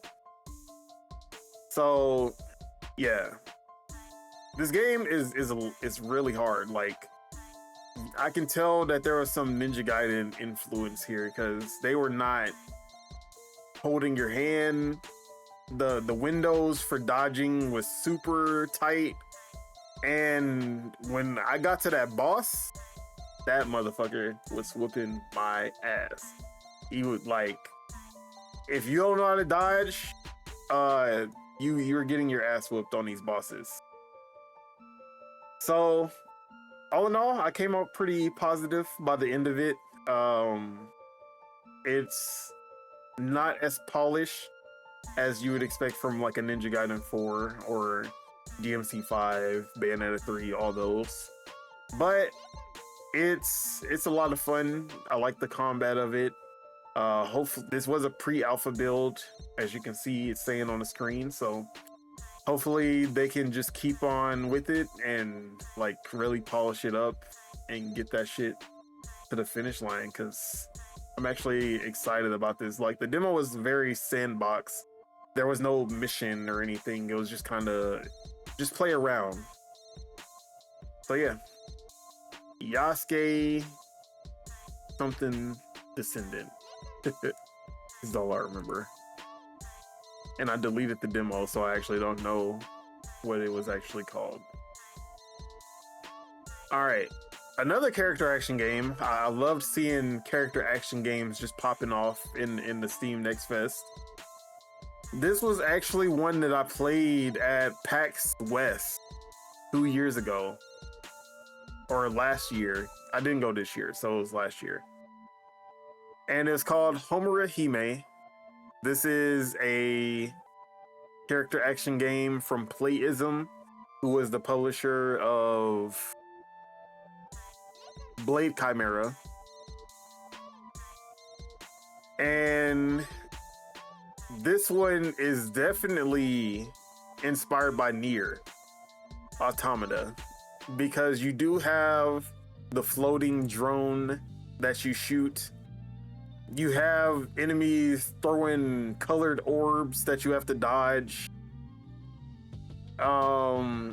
It is very Nier Automata inspired. Like you can tell pretty easily. But they also do a very good job of it feels a lot more polished than the Yasuke game. Although I do like that Yasuke had those like different fighting styles that mixed up the gameplay more. But yeah, this game felt great to play. Only thing that didn't feel good to me was the platforming. Platforming felt very stiff and overly weighty. But also like the character animations in the cutscenes kind of felt off. But gameplay, fire. Combos were on point. You could mix up, had a lot of different type of mix-ups, and then you have your abilities, which are RBX, RBY, and RBB, that you can kind of throw into the combo. The dodge felt really good, and it didn't have bullet time, but it had like this counter effect where you do more damage once you dodge an attack at the perfect time. But yeah, this is also one of those indie character action games to watch. Got to the final boss, and the final boss worked me a couple of times. But I was able to beat her. Although I only beat the first phase because they literally tease you with the second phase at the end, and then they just stop before you get to fight the second phase boss, and I was sad. But yeah, bro, character action games are back, bro. Like in the indie space, AAA space, we're just like everyone wants to make a character action game. The Souls-like genre is finally not the only action game we can get. So I'm very excited about that. But Homuda Hime, that game is a lot of fun. Highly recommend for my character action guys out there. Another one, or I shouldn't say another one, but this game is called... Yep. This game is called Tavern Keeper, I believe. As Cavern Keeper? Tavern. So like old school medieval tavern. You run it. Oh, Tavern Keeper. Yeah. Gotcha. And it has a little bit of like that 2-point museum kind of humor and aesthetic. Mm-hmm. But you're running a medieval tavern, and you start from scratch in a swamp, and you just build your way up until you get to a 5-star tavern. Not much to say there. It was a really fun playthrough. I did go into debt a couple of times during my playthrough, so your management skills will actually it has some good management. Your management skills in real life translate to the game. Yeah, like you have to actually be paying attention to your money, not buying up everything, and making sure that you have inventory, because I thought that 1 barrel of beer was gonna be enough. It was not enough. And then like there's a time where a salesman will come to sell you more beer. So I bought the 1 barrel. That shit ran out so fast, and then I had to wait like 18 hours for the motherfucker to come back. Just angry people, no money being made, was in debt, couldn't clear any of my objectives because I didn't have no money. And then I was just sad. And then when he did roll back around, guess what? I still had no money, so I couldn't even buy more beer. So I was literally fucked. But the game was a lot of fun. The humor was great. And once I did like start over and actually do it right, I was like, okay, yeah, I built it up until I got to 1 star, and that's where the demo ends. But yeah, definitely a great management game if you're into that. Okay, I played Skate Story. I talked about that one though. Yeah, you mentioned it. Yeah, I didn't. Didn't you mention you didn't really like it? Yeah, it wasn't my favorite. All right, now this one was my favorite, and I will say this is probably a me game again, but I will say that there is a little bit more to this one than like High Times, which is very visual novel coded. This is still a visual novel, but it's also a rhythm game, and it's called Dead Pets Unleashed. And you play as a demon in hell, underworld. I don't know what it's supposed to be, but basically you are in a city of demons, and you are a 30-year-old, like you're a 30-year-old slacker in a band, and you're still trying to make the band happen, even though the whole group is like old. I shouldn't say old. I'm 30 and I'm not fucking old, okay? But like y'all are basically on the verge of kind of calling it quits, but the main character, she's like still trying to keep the dream alive, because basically the band is all she has. Like, two of the members are married, and they're like thinking about having kids and settling down, and the other member is kind of a slacker, just like you. But you're just trying just to keep like me. No, I'm just kidding. But you're trying to keep the band together, and it has this really sick art style, and you're kind of managing. You're basically managing your own stress. I'm forgetting her name, but the main character, you're like managing her stress. You're managing the band, like the band's strength, as far as like how well y'all play and like how y'all gel together. So like you gotta keep up the band's like you gotta keep the band together as far as like how they feel, but also how well they play. And then you have to keep up with her emotion, and you also have to keep up with like her like social, or I guess like how she is viewed by other people. So like her social image basically. And you're making choices and consequences. Like there's all, it has a very Oxenfree style of how they do the dialogue options and stuff like that, but every choice has a consequence, so it'll always show you like, okay, this choice that you make will be better for the band, but it'll add more stress to her. And then this choice, also you got to manage money. So like those are like the four main things that you're managing.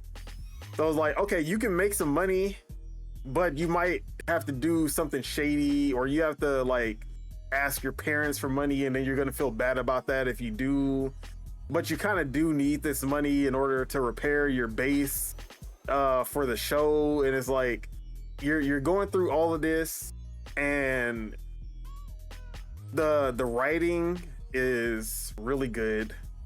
The characters are hilarious. Like, then there's like these little blurbs that she does. It has a very Scott Pilgrim aesthetic, and that's why I really fell in love with it, because she has these like it's kind of like how Scott Pilgrim is basically, you're seeing everything from Scott's eyes, and that's why everything looks like a video game, because that's how Scott views the world. Yeah. But in this one is like she has this like she is the rock star. She is like she's a star. She's the main character. She like all of this. So like she'll have these just moments where she just goes off into her own land, and then she's just having delusions of grandeur, and like then it goes back to reality, and it's like no, that's not actually but like the rhythm game part is a lot of fun. The humor, the writing is really good, and I was so invested in this. Like, but the craziest part, like the game literally starts like there's mini games for everything, which I also love. Like literally during the final performance of the game, the lead singer had she can I even say this on air? She needed a tampon. That's all I'll say. And a lot of blood came from somewhere. And like no. so like she literally like on stage just everybody got splash zoned. And she was like they stopped the concert and people were just throwing tampons on the stage. And you have to like catch the tampons. That was a mini game. The first thing, literally the first like thing that you do in the demo is wash a dildo that's just covered in all types of just disgustingness. So like nice. This game does not take itself seriously, but they're like the final moments of this demo, shit just went like you come off of this your first like big performance. You had just got this manager and y'all opened up for this actually well-known band and everything went off, like everything went great. And then like they ended on this super serious note where like shit just went left and I was like, yo. And then they just ended it. I was like, bro, I'm so fucking invested now because like now the stakes just like the whole shit just changed. It's like, okay, I can tell how this shit is gonna go because it's gonna be like, man, like what are you gonna do for fame? Basically that's what it's looking like it's gonna be. Like how much are you willing to sacrifice for fame? Like how much of yourself are you willing to give up for the fame, or will you like try to uphold who you are and try to like keep yourself I don't even know, but like it got deep at the end and I was like, yo, this shit might be crazy.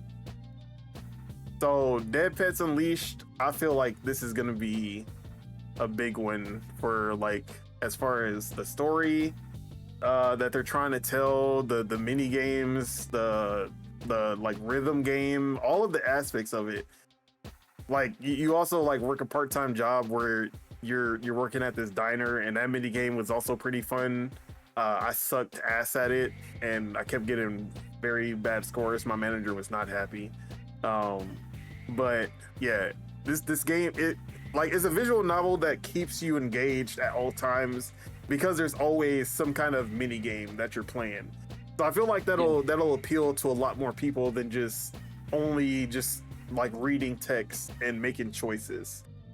But like it seems like there's always at least a choice, and then there's some choice that you're gonna have to make, a mini game, and then the rhythm game. And it's like you're always looping between those without really any downtime between it, where you're just only like reading dialogue over and over. So I feel like it's a really engaging visual novel for the people who aren't super into visual novels.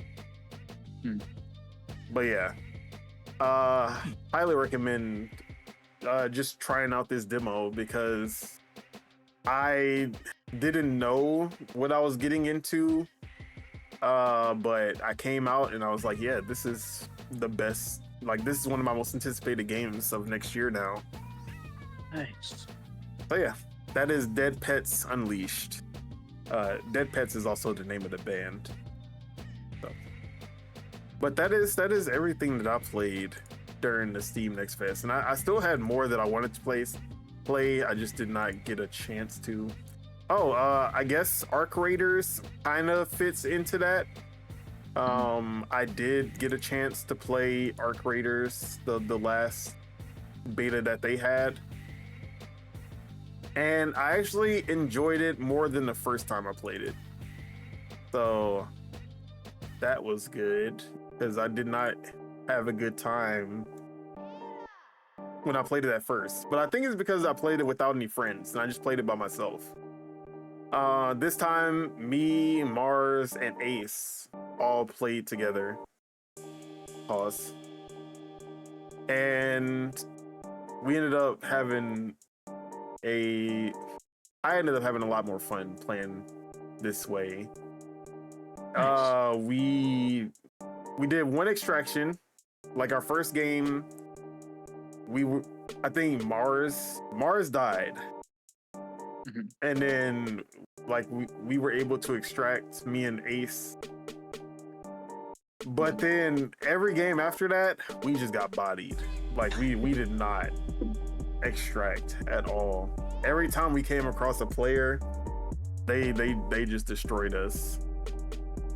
But the game does feel pretty good to play as far as like third person combat. Like how do you think it is like being like a third person competitive extraction shooter? Do you think that like plays towards its benefits, or do you think that makes it like less competitive and like more campers or something? I would say doesn't make it more competitive. I will say I didn't feel like my aim was as good as if I was playing a first person shooter. Okay. I feel like that was probably the biggest thing for me, was just trying to aim correctly. Like my aim just felt off because of the third person nature. But I feel like that's just like, I play a lot of Fortnite, but it did not feel as smooth of a transition like going from Fortnite to this. It felt like I need to just spend more time trying to figure out my controls and my sensitivity and everything so that I can have a smoother experience. So I think it's more that I just need more time to like to get adjust. accustomed to it. Yeah. But as far as like camping, I can see that like it's like in a first person shooter, it's harder to see really around those corners. Yeah. So like I'm pretty sure if I really wanted to see somebody on the other side of a wall, I didn't have an experience where I needed to do that. But I've done it in Gears plenty of times. Like I've seen it happen in Gears and Fortnite, where like you can kind of angle that camera and be like, oh yeah, I see your ass on the other side of that wall. You thought you was hiding. Yeah. So I'm pretty sure you can do that in this game as well. But yeah, the people in the lobby that we were in were not playing no fucking games with us. Like already sweaty, huh? Bro, it's like it's a play test. I thought we was gonna get a bunch of noobs like us. Nah, these motherfuckers were already ready, set, and on goal. So yeah, they and then like I'm over here like, hey, chill. It's our first time. They did not care. I was like, hey, bro. I was like, pick me up, bro. I'm just starting out. Hey, I don't even got nothing. There's no reason to kill me. Yeah. Nah, but there was some times where we would get bodied by somebody, and then they're like looting around, and then like other people would just show up and body them. And I was like on proximity chat. I was just like, haha, stupid bitch, that's what you get.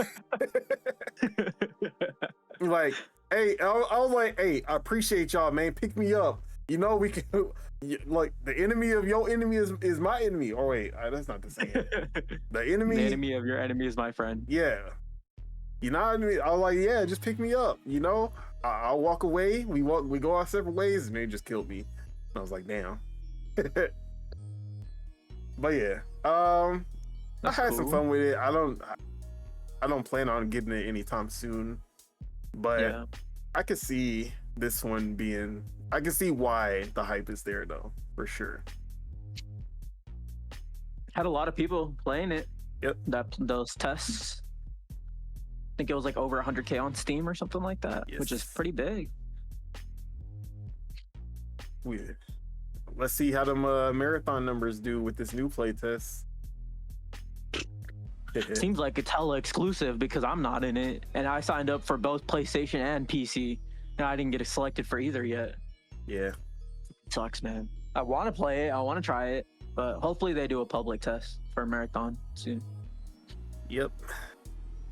Well, that was my very long what I've been playing section. So let's go ahead and get into some news. Yes, sir. Wasn't too much going on this week, but we got some stuff to talk about. Let's just get right into a big one, and that is Halo. Let's talk about Halo because there's been a lot going on with Halo, from talks of AI to another live service game, and just the overall state of Halo Studios, because the art director who left had more words to say. Glenn Israel, he was a lot not, of words to say. he was not done with Halo Studios. He said, "I ain't done yet." So first off, let's start with the AI claims, because that was a big thing that went around after Rebs Gaming talked about how it seems that they might be have generative AI woven into every aspect of its future game development, from core workflows to world building and enemy AI.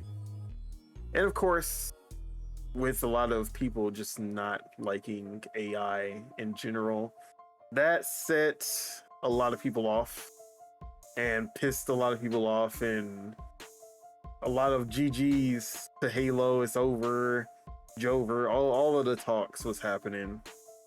But Rebs did come and clear up, like, well, it was like basically he was taken out of context, and what he meant was basically something closer to procedural generation, not generative AI, which procedural generation has literally been a thing in gaming forever.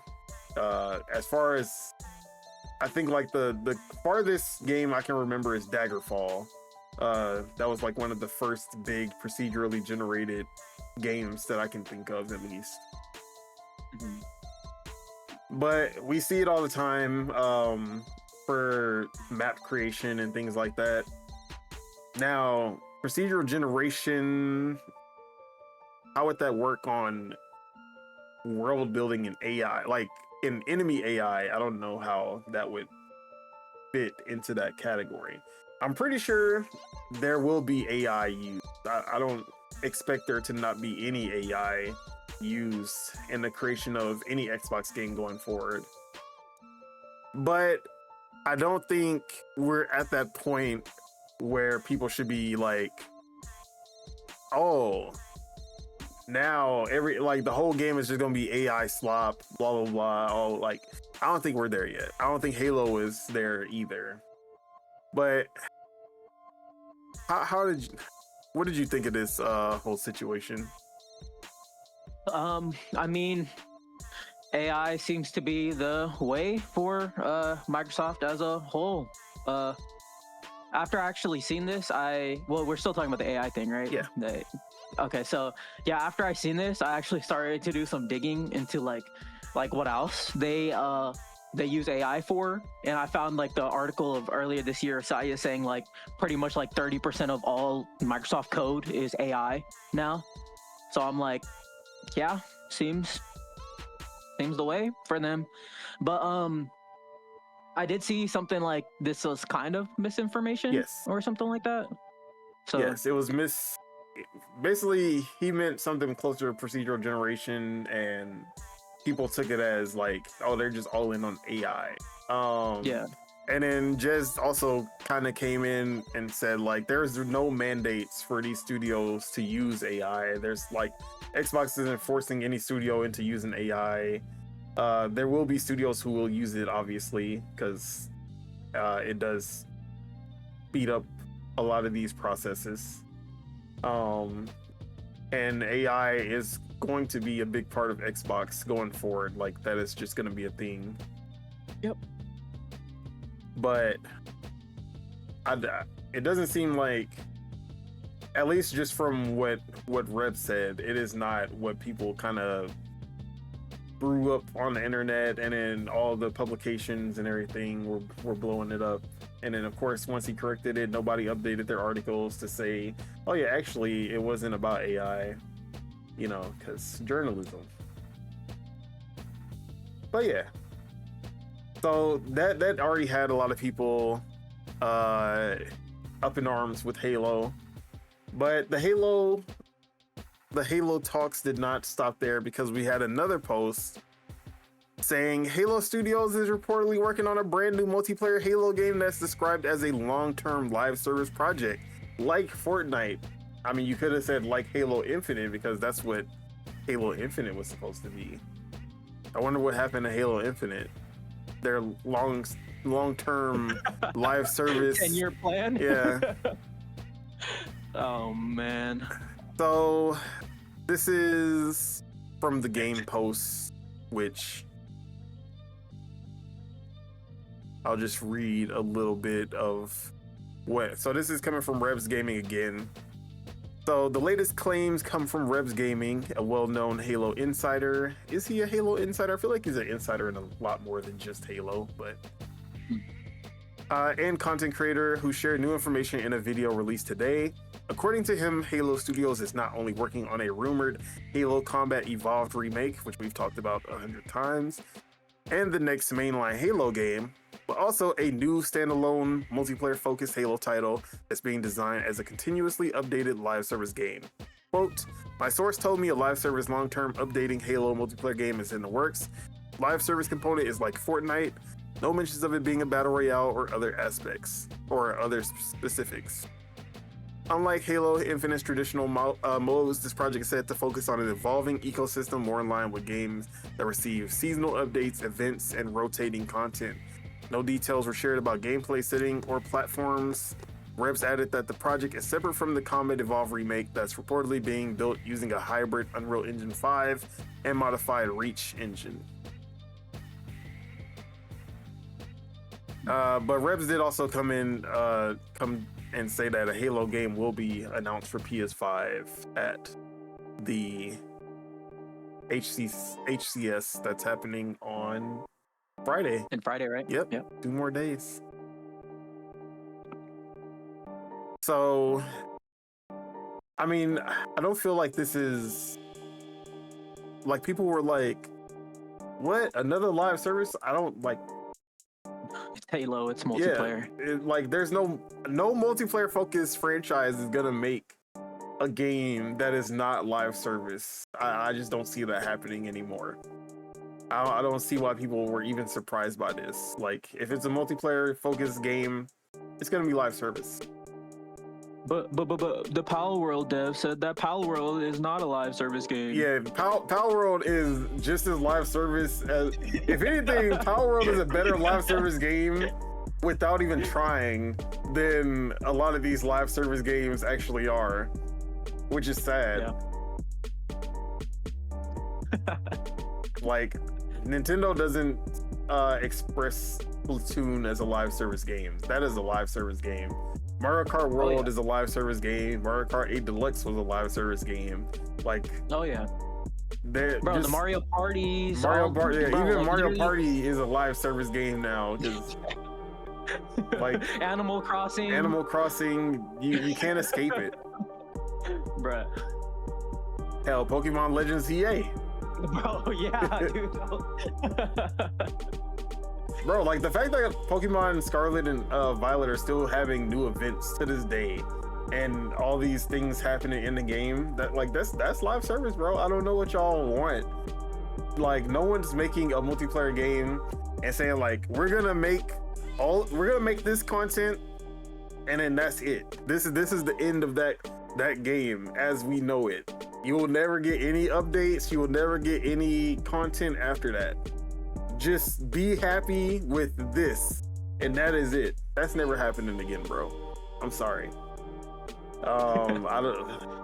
I don't know what you want. Like, do you want to pay $60 for a game and never have any updates ever? No content? Like, you love the game and you're just satisfied with 10 maps, 12 maps, wherever it launches with 20 guns, and you're just like, yeah, I can live with this for 10 years. Or I guess you would expect a sequel, but like that would be like 5 years either way. But yeah, I don't know why people were surprised that it's a live service game. I just feel like Halo Infinite put such a bad taste in people's mouth that it's like, oh, it's just gonna be Infinite again. I would hope that they've learned from the mistakes of Halo Infinite. But then again, this is 343 / Learning Halo from our Studios. mistakes. Yeah, and Xbox. We don't do that around here. Yeah, that's too much to ask for Xbox and Halo, and literally, yeah. So we can only hope that it doesn't end up the same way. But I'm still excited for Friday to see what projects, if this is one of the projects that they announce. It's probably a lock-in, like it's a lock that Halo CE remake will be there. But I don't want to see the mainline Halo game yet. I do want to see a multiplayer game though that can be a replacement for Infinite. Since they're not gonna do much with Infinite now. A little too late for it. Maybe they could finally show off the BR. Yeah. But yeah, that is that as far as the Halo. Now let's get into what Glenn Israel had to say, because he was not happy. So he was the art director at 343 Industries, now Halo Studios, but he left, quote unquote. He left. As far as what we knew then, what has it been, like a week, 2 weeks, something like that? Yeah. And he left a cryptic. He did a little cryptic message then. But now he sat on it. He was eating his breakfast. He was like, you know what? Fuck that shit, bro.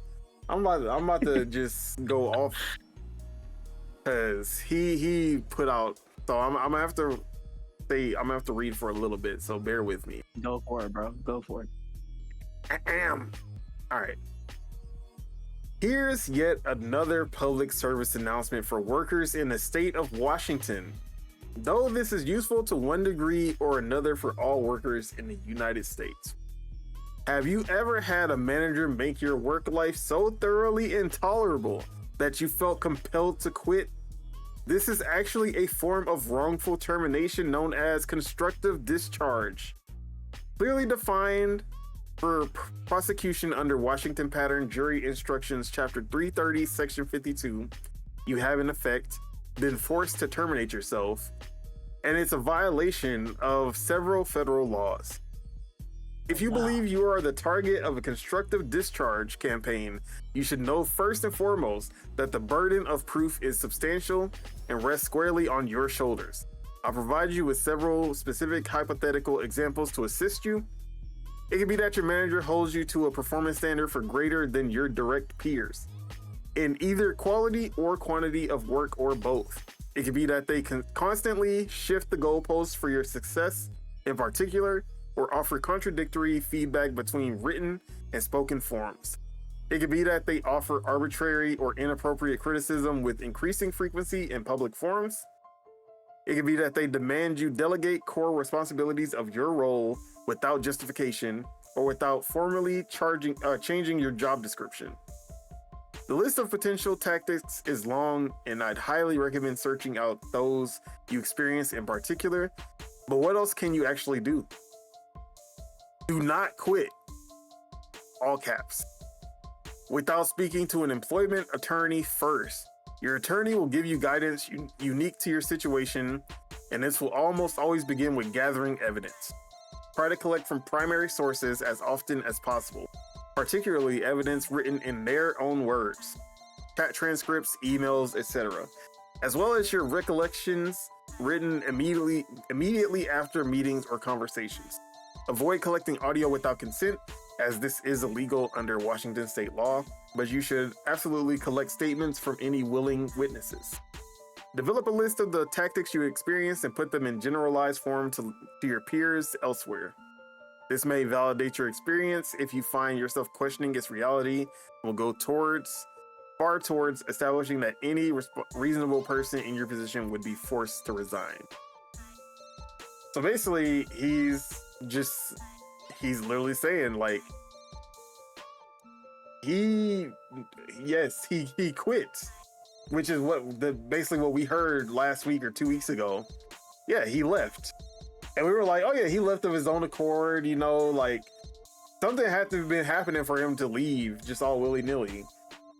But now we see that they were just basically trying to get him to quit, whether that's to to make sure that he doesn't get any severance package or whatever it is. Since he left of his own accord, he doesn't get stuff like that. So they were just trying to make his life miserable so that they wouldn't have to do something like that. Whatever the reason was, it seems that they were just trying to get him to leave, which is kind of fucked up. Like,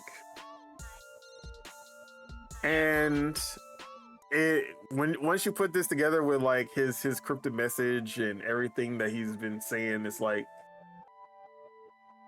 bro, what the fuck is going over there at Halo Studios? I thought that he quit because of incompetency of Halo Studios, not because of just like volatile treatment.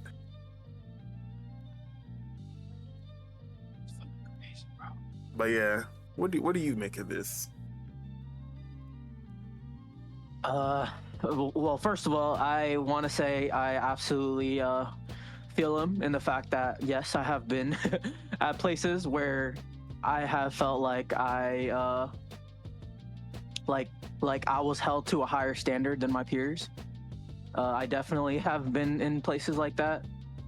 So that in itself just fucking sucks, because it's kind of like you guys are asking like 20% from them, but you're asking 100% from me. Like what the fuck? Like that would piss me off too, you know?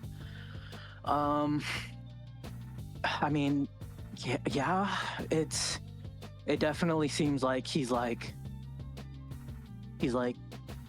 trying to help the people that are still there, maybe going through this stuff too. Because he is offering actual like legal advice, which is great, which is really humane. I like that he's doing that. He's putting his neck out there for other people that might be in the same position as he is. Very, very honorable, in my opinion. That's what you would want from a leader, from a art director. I think that is a trait you would want. I'm inclined to believe it, honestly. Yeah, I mean, honestly, I'm always gonna believe, like, you have to take everything with a grain of salt, because we've seen, like, it's hard to just blindly follow when someone, like, the little guy always sounds right. And I always go back to the...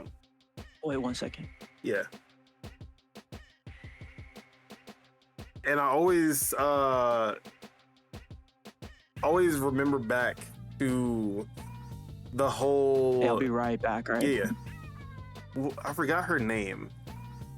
But it was the Bayonetta voice actress who she went on this whole campaign about how Kamiya and Nintendo like underbought, like basically lowballed her with an offer to come back as Bayonetta in Bayonetta 3.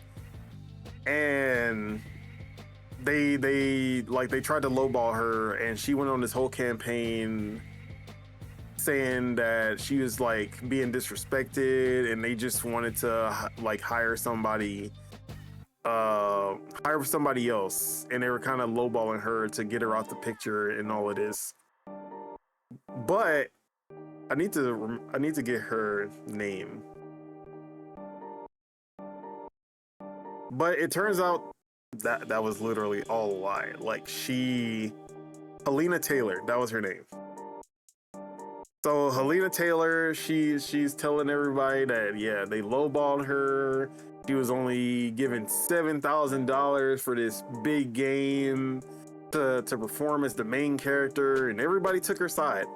Every single person was on her side, and it was like, yeah, man, like Nintendo evil, Kamiya evil. How dare they like, she did all of this work for Bayonetta 1 and Bayonetta 2, and y'all only giving her like $7,000 for the entire performance. And that was literally all a lie. From the amount of money to like to them saying that she wasn't the first choice or something like that. Like, she literally lied about all of it, and then she disappeared. She was like, well, yeah, I kind of lied, but she admitted to lying. Like, so yes, we cannot take every single story like this and just run with it. But I will say, like 9 times out of 10, I'm more inclined to believe the little guy in the situation over the corporation, because we know corporations, like, they do scummy shit. That's what they do. And this seems like something, I mean, this is something that happens all the time, whether we know about it or not. This is things that just happen at workplaces across America all the time. So it's a believable story, is what I'm trying to say. Yes, it's very believable. I can believe that this is something that is happening. Now, I'm not gonna be the one to go on the hate campaign and just like, yeah, we need to like boycott Halo Studios, and like we need to just go off of this one instance and just go off the rail and be like, yeah, Halo Studios evil, Microsoft evil, like, look at what they're doing. Now, if we get more than Glenn Israel coming out and they're all saying the same things, oh yeah, for sure, I'm more inclined to believe a group of people who are saying this versus just one person. But yeah, you back? Yes, sir. Okay. I was basically just saying, like, remembering back to the Helena Taylor situation with the Bayonetta 3, how everybody was so like quick to believe every word that she said and all of this. Like, there are instances where, yes, the little man, like the little person in the situation, the one that you want to root for because they're the little guy going up against the corporation, there are times where sometimes they aren't fully telling the truth. They are like basically lying to get more sympathy, or now I'm not saying that Glenn Israel is lying, but I'm saying I'm not gonna jump off of this one statement or this one I mean, I understand that. Yeah. Now, if we start getting more evidence coming out, more people who are going through the same things, if we actually see a lawsuit come of this that's public, and we actually see him with data and evidence showing the things that, like, actual evidence showing the things that he went through, like, oh yeah, for sure. But I don't want to jump right into it. Now, like, this is a believable thing because it sounds believable, and it is something that happens across America all the time. Like, So I'll say that for sure. This is something that could definitely be happening. But I'm also not gonna just jump onto it like a lot of people who just want to root for the little guy. They'll just go like, yeah, Glenn Israel's right. Halo Studios evil, Xbox evil, Microsoft evil. Like just believe anything. So that's where I'm at. But how are you feeling? I mean, it's not like he's like the first, like, vet to leave. He's probably in line of maybe even tens, if not hundreds of vets to leave at this point. But it could also be like maybe the art department is like this, and maybe the other ones are fine. It could be a lot of different things, Yeah. But I just like, I believe it just because he went through all this effort to like, write out like the legal stuff, like and made sure to be like do not quit, get all the evidence you can, all that stuff. I don't know. It's just crazy. Hold on. There's actually more he posted. Okay, then I missed it. Here's another public service for workers in the state of Washington. Did you know that under Revised Code Washington Title 49, Chapter 44, Section 010, the act of preventing a person from obtaining employment with malicious intent, aka blacklisting, is illegal. Fortunately, this knowledge isn't particularly useful if you believe yourself to be a victim of blacklisting. It would be futile. Okay, so this is another one he went into. Now, in theory, reporting this behavior is good corporate citizenship. In reality, however, you would do well to remember that your company hired or promoted an individual capable of such behavior to prepare yourself for a potentially hostile reception. So that's one. And he said he posted another one with a code of Washington titled 49, Chapter 12, Section 250. You have the right to request a copy of your personal file from your current or former employer to correct or review any erroneous or disputed information found within it. So it's looking like he did. Here, I'll post these for you to look at as well.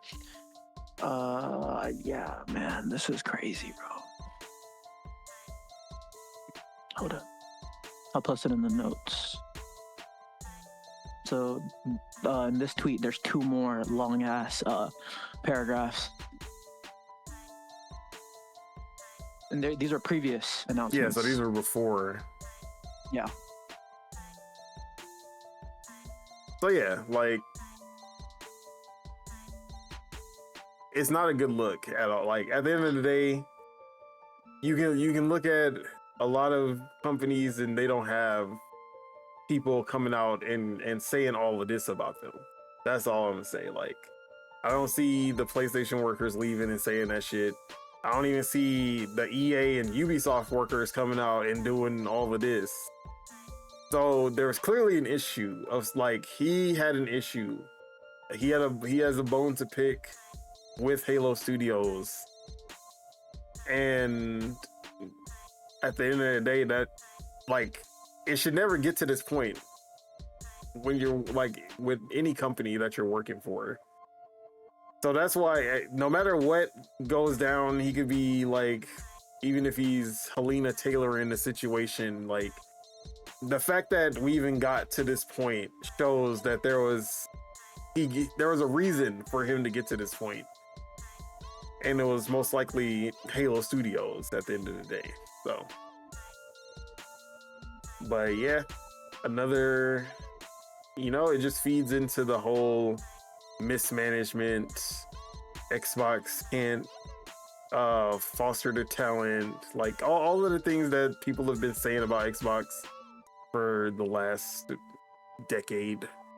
It just keeps on popping up over and over again. But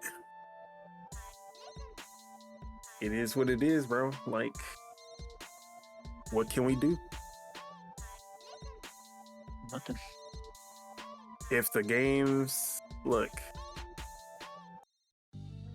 the thing is, if we get to Friday and Halo CE remake looks amazing and then we get the new multiplayer game, get a trailer for that, and then the new trailer for the multiplayer game looks amazing, and we're just like, man, Halo is back. And then like, no one's gonna care about this. Like we gonna forget about that shit with the quickness. Nobody gonna remember Glenn Israel. Like, if we see some good Halo content, and like, but remember Glenn, they made sure that Glenn Israel left. They were harassing him until he left. Nobody's gonna remember that story. You're like, oh, Halo's back? Hell yeah. And that's the thing about, that's the, like, it's hard, it's easy to hate on games or like the studios or the companies when they're doing stuff that you don't like, when they're dropping games that you don't like, when like they've just been like, just like it's always easy to show EA, because for the most part EA is like putting out things that most people don't care about as of late. But once EA starts putting out good shit, you know, no one wants to shit on EA anymore. It's always like, oh, hold on. Once that Mass Effect 5, do we count Andromeda as 4? Actually, I don't know. I mean, it technically is. I think they're gonna retcon that shit in the next one. Yeah. Well, whenever the next Mass Effect come out and it actually looks good, all that BioWare talk that people were talking shit about BioWare during the Dragon Age shit, it's gonna go out the window. You know, suddenly the game isn't woke anymore, or whatever is gonna happen,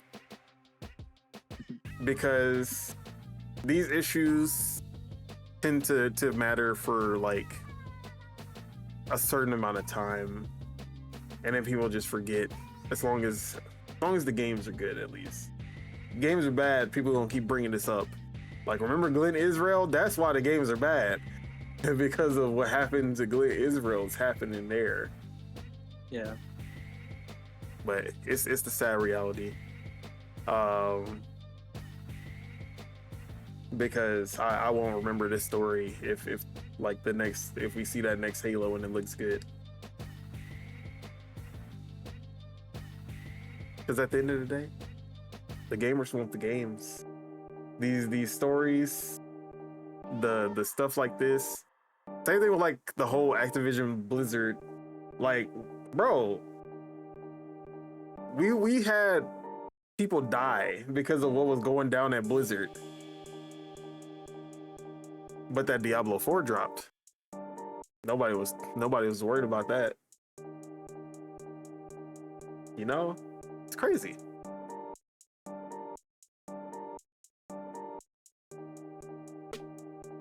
But what can you do? We're all only human.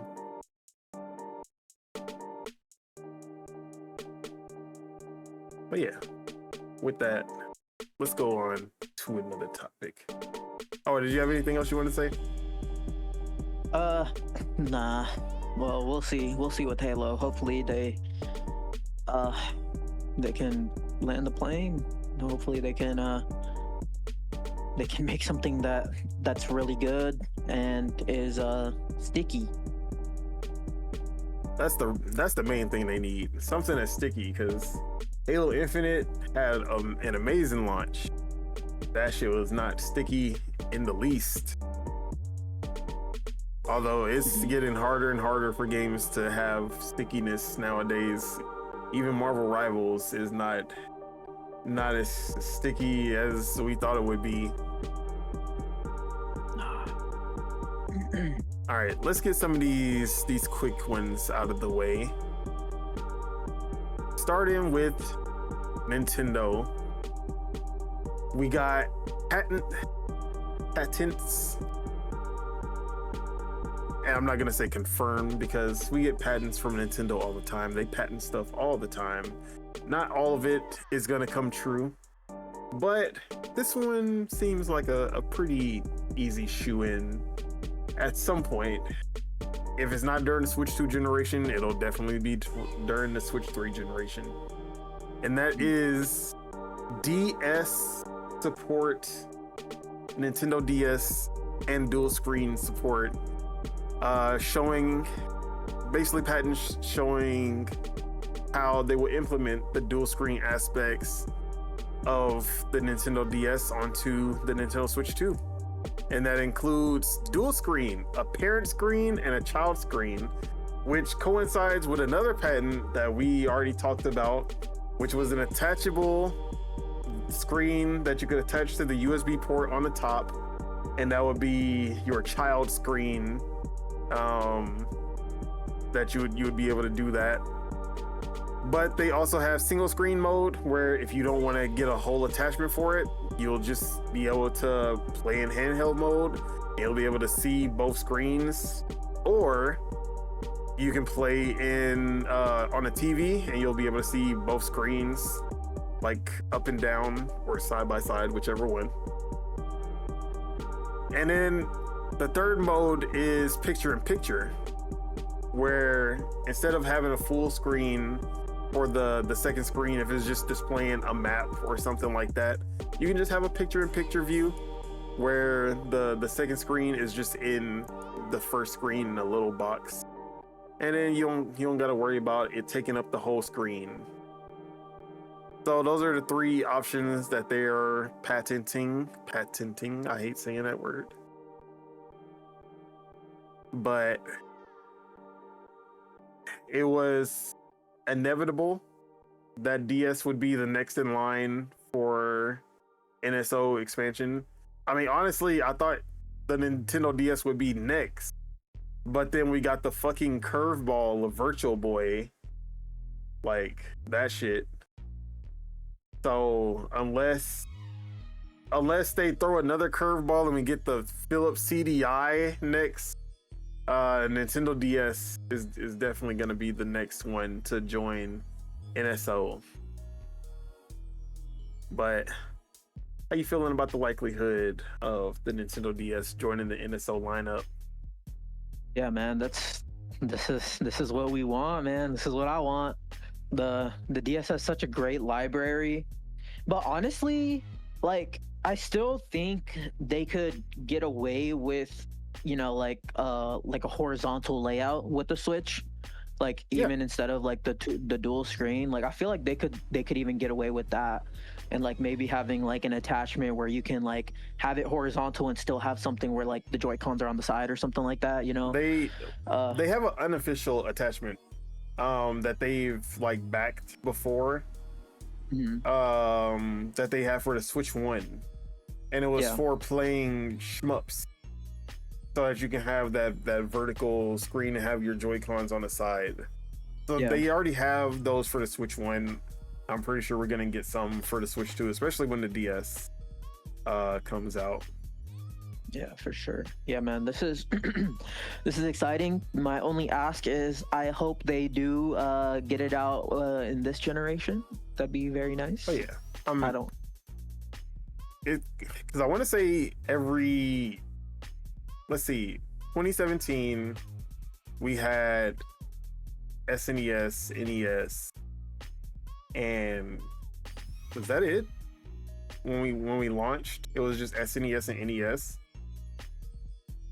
And then I want to say, let me see.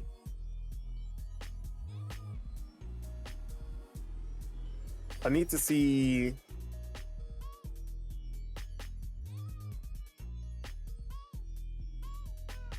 when they were added. I want to see the timeline.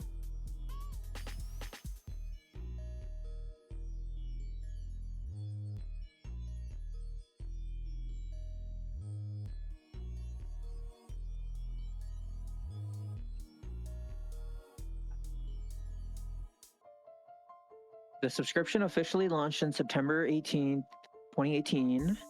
Yeah, I remember we had the trial version. Oh yeah, the trial version didn't even have NSO or the classic games. It wasn't until 2018 when we first got the classic games.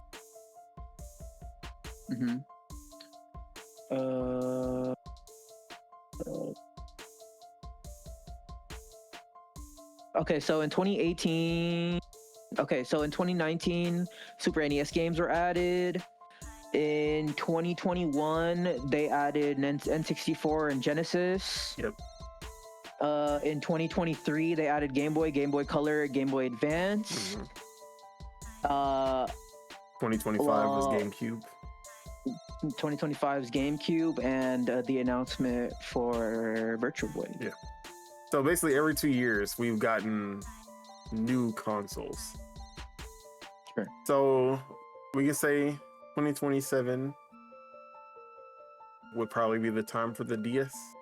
With the Switch 2 OLED? And maybe a Switch 2 OLED. Ooh, dude, that year is gonna be crazy, bro. It's literally gonna be Xbox, PlayStation, Steam Deck 2, Switch 2 OLED, maybe even Valve consoles. It's gonna be fucking crazy, dude. Yeah. But you know what? I don't think we're only getting the DS that year. I think they're gonna drop something else next to it, and it's not gonna be the 3DS. You got any guesses? Wii? Nah. Nah? Nah. Pokemon? Finally. I'm thinking, what else? I have no other ideas, bro. Now remember, there's one outlier in the whole NSO lineup that you like when you're looking at it, you're like, huh, what is he doing here? And I think there's gonna be a continued partnership. I think I know what you're saying. The Sega Dreamcast. Got it. Because we have the Sega Genesis here. Why is the Sega Genesis here? Who knows? Just showed up out of nowhere. He just showed up. Nobody invited him to the party, but he was like, hey. But I feel like that they're not going to stop at just the Genesis. I think the Dreamcast is a great choice for them to just get another Sega console, because I don't see them doing any of the other Sega consoles because they don't have the library that people really care for. Like nobody, like Game Gear is basically just Genesis for the most, like it's mostly just Genesis titles for the most part. So there's really no point of that one. Bro, the Nintendo Switch Online service in 2021 had 32 million subscribers. That's almost as much as Game Pass. Oh yeah. It's probably eclipsed Game Pass. Yeah, but it's also $20 a year. So it's kind of easy for people to just kind of... And then the NSL is $50 a year. Yeah, and then like... NSL expansion. The expansion pack is $50 a year. And then $75... Bro, it's such a good deal, bro, though, $75 honestly. a year to have up to 8 people on one... Like, that's what the fucking Game Pass family playing, you dumb fucks. Like... Bro, me and my friends are all on the expansion pack, and we just kind of like, I'm like, hey, just toss me $10 whenever it's time to renew, and we cool. Yeah. But yeah, it's such a good service too, though. Honestly, like, there's so many good ass games on there. I was literally, cause I have my boy Roman. He works with me. He just got his Switch too. And he's actually one of my homies that's like a hardcore pony guy. He's a hardcore Sony guy. Like, he was making fun of me anytime I was talking about the Switch 2 before it came out or giving out the leaks, and now he has one. He's literally always on. I seen that dude online playing Link to the Past last night, bro, on NSO. Bro, classic games are classic for a reason. Like, there's games that I just go back to and I'm just like, man, it still holds up, bro. And Nintendo just has so many of them that it's just crazy. But yeah, NSO is going to continue to grow very slowly. Now, they're going to hit a point where they run out of consoles And hopefully once they run out of consoles, they're like, okay, how do we keep people subscribed if we're not adding any more consoles? Maybe we should add games faster. Maybe that'll be their solution, because I hate the drip feed. Now I do like, just to add, because it was one of the topics anyway. Now the drip feed does work, because when you do get that announcement, it's like, oh shit, hey, like, oh, Luigi's Mansion coming October 30th, right in time for Halloween. Like, yeah, that shit is dope. Not gonna lie. It like, even though it's like, okay, we knew this game was coming, and it's like, who hasn't played Luigi's Mansion? I mean, there's plenty of people who haven't played Luigi's Mansion 1 at least. But it's like, that shit hits still. Just seeing that shit come to NSO, like, bro. Because I didn't get to play the 3DS version, so it's been a brick since I played Luigi's Mansion 1. So I'm like, hell yeah, bro. I'm about to jump right into that shit on October 30th. About to have a good ass time. But yeah, the drip feed does work, because it does garner excitement. People get excited about these drops. Oh yeah. And you can have easy ass marketing ploys like Luigi Mansion dropping on fucking Halloween. Exactly. Like they didn't need it. They didn't That's need Luigi's Mansion 4. They just needed to bring back old ass Luigi's Mansion 1, and that was enough to get people excited.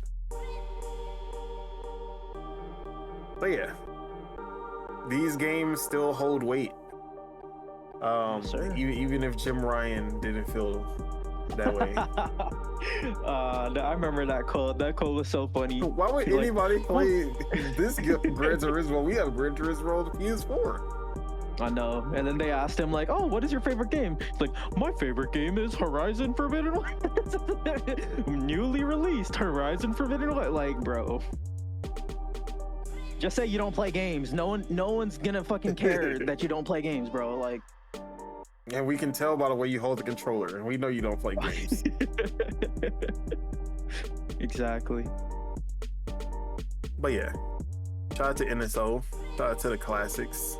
Still moving, still grooving. All right, speaking of a classic, let's move on to a game that I thought I would never see in the news of any kind. I never thought that I would see this game even mentioned in a news cycle. But here we are in the year of our Lord and Savior 2025, talking about Scarface, The World Is Yours. I won't say the greatest, but top 5 greatest GTA clones of all time. One of the best movie tie-in games ever made, like sitting up there with the Warriors. This game had no right to be as good as it was, and yet that game was so, bro, they were doing shit that even like San Andreas wasn't doing. Like, it was crazy. You were like, I'm not even gonna get into it, bro. But anyways, we got a listing of this game coming to Steam. Now, it would have made more sense if it was like GOG. Like, I'll be like, oh, they restored it for GOG, that's what's up. But like a full Steam listing, like someone is publishing this game and they're bringing it back. And the publisher is Radical Entertainment, the developer. That was the developer, and the publisher is EC Digital. And this listing just popped up out of nowhere, and everyone was like, yo.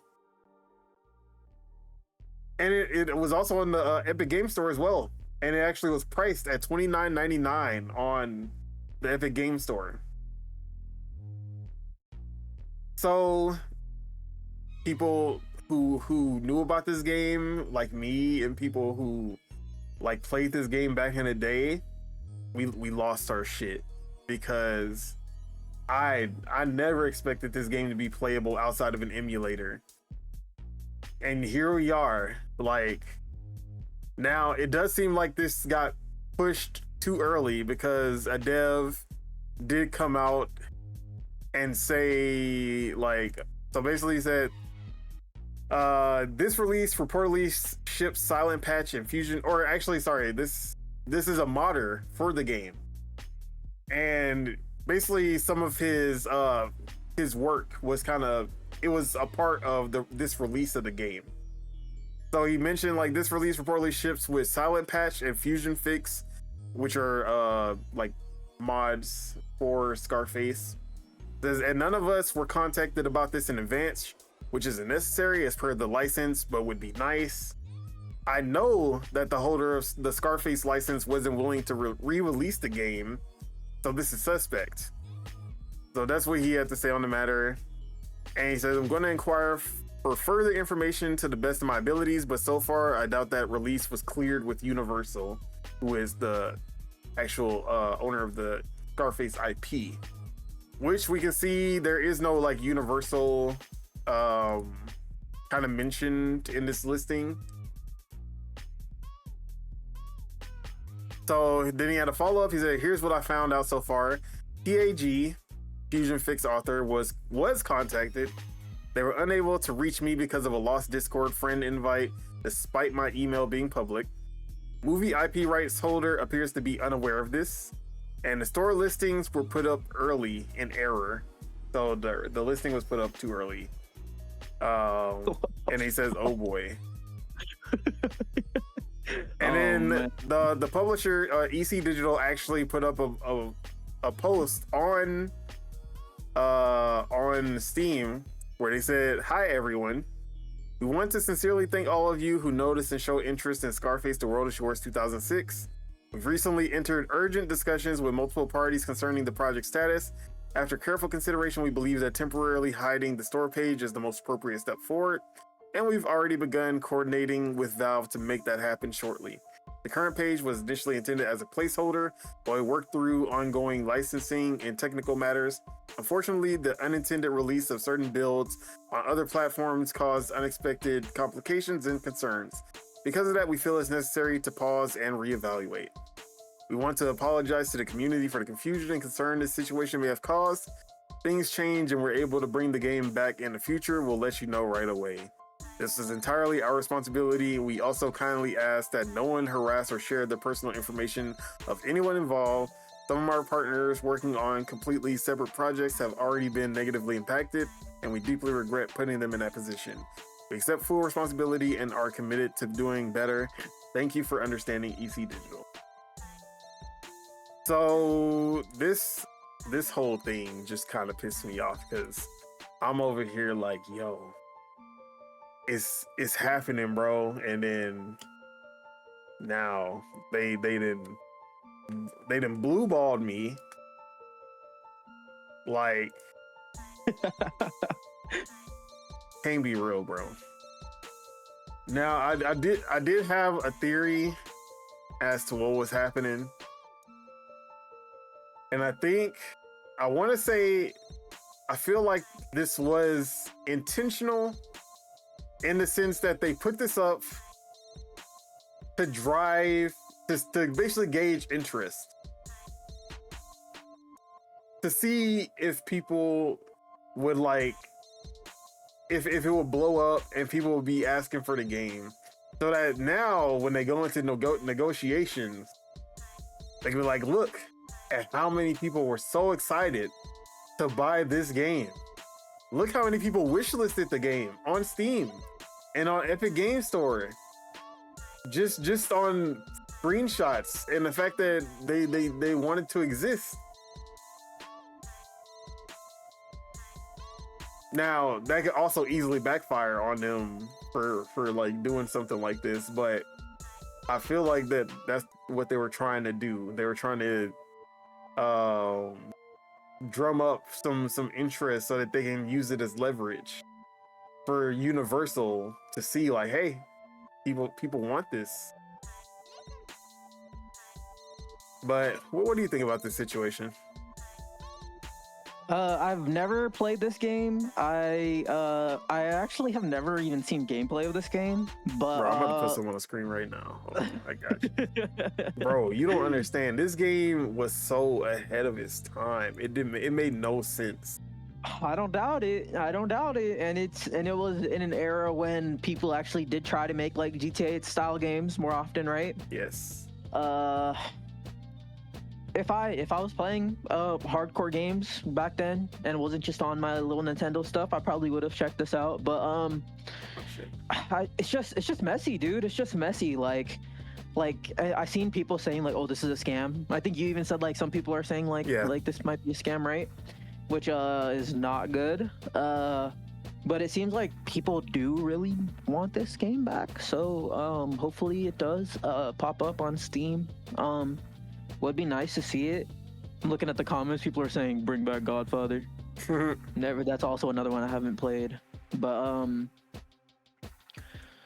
yeah, I mean it sucks because people, it seems like, wanted this, and it's like now the page is hidden, right? Like you can't even see it on Steam. Yeah, I think it is hidden now. I just looked it up. That fucking sucks. But I mean, hopefully it happens. Hopefully it's not vaporware. It's still there. It's not. The screenshots are taken down and everything. It's just all black, but it's there, kind of. Pending delisting request. Yeah. Oh, so they're about to delist this. Yeah, that's what they basically said, that they were working with. Working with Steam to get it taken down. Yeah.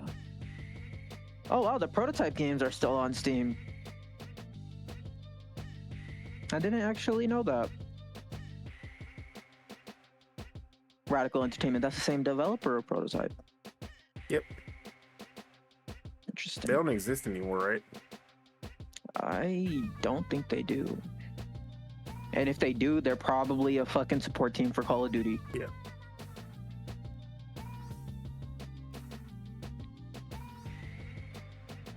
Let me look. Radical Entertainment.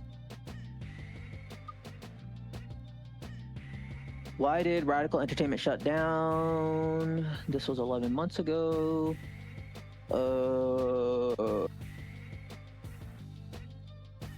I think they actually... No, it still says they're... Let me see. Seems like they're still around. I have no idea what they're doing though. Their last credit was on Destiny as a support team. At least their last credit on Wiki. Let me see Moby Games.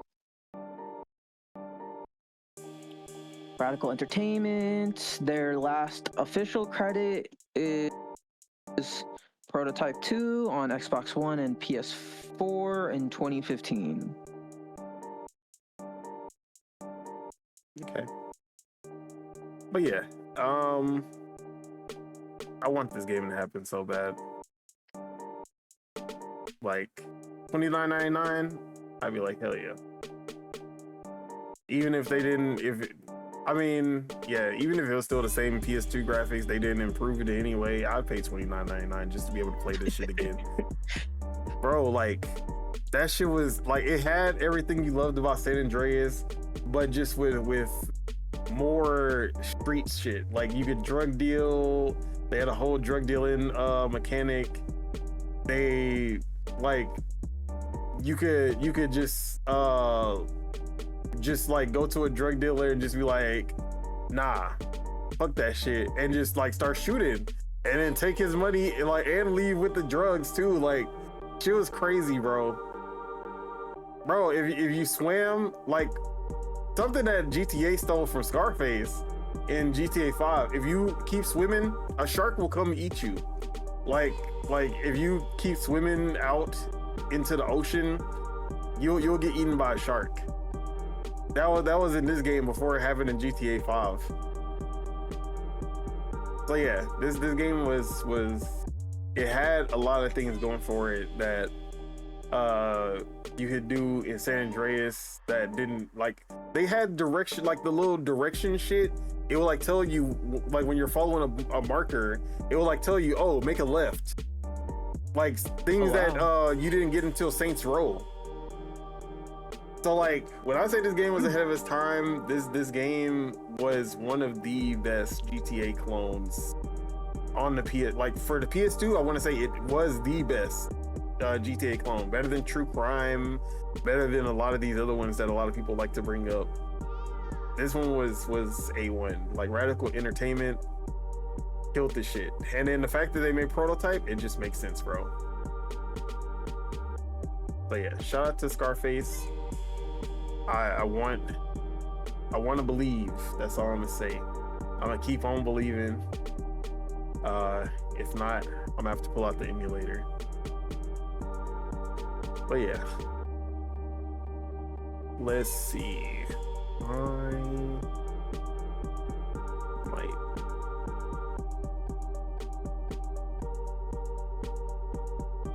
All right. Last topic will basically compile all these Nintendo stuffs into one. Sure. So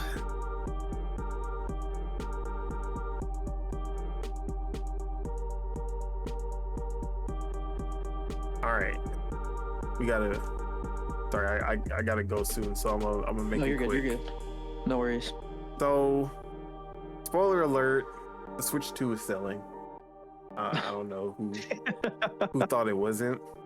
Yeah. But we got some Circana info. Shout out to Circana. Switch 2 was #1 system sold in the US for September. Nice. In the US, the Switch 2 is still up 72% compared to the first 4 months of the original Switch. October should be a big month for Switch 2 with Pokémon Legends Z-A and a new hardware bundle with it. Nice. So, yes, the Switch 2 is doing great. But also, we also got info that Nintendo is aiming to produce as many as 25 million Switch 2 units by the end of March 2026, all the way up to 30 million depending on demand. In 9 months. Just 9 months. It's crazy. In 9 months, they're about to produce as many Switch 2s as Xbox sold in 5 years. Exactly. Yep. But lastly, we got the official release date for the Kirby Air Riders Direct, and that will be tomorrow. Another 60 minutes. Another 60 minutes. Of course, with Sakurai directing. Sure. So yeah, looking forward to it. I don't think I'll be live streaming this time. But I will definitely, we will be talking about it for sure. And I'm guessing that this is where we're gonna get to see that story mode. That it seemed like he teased at the end.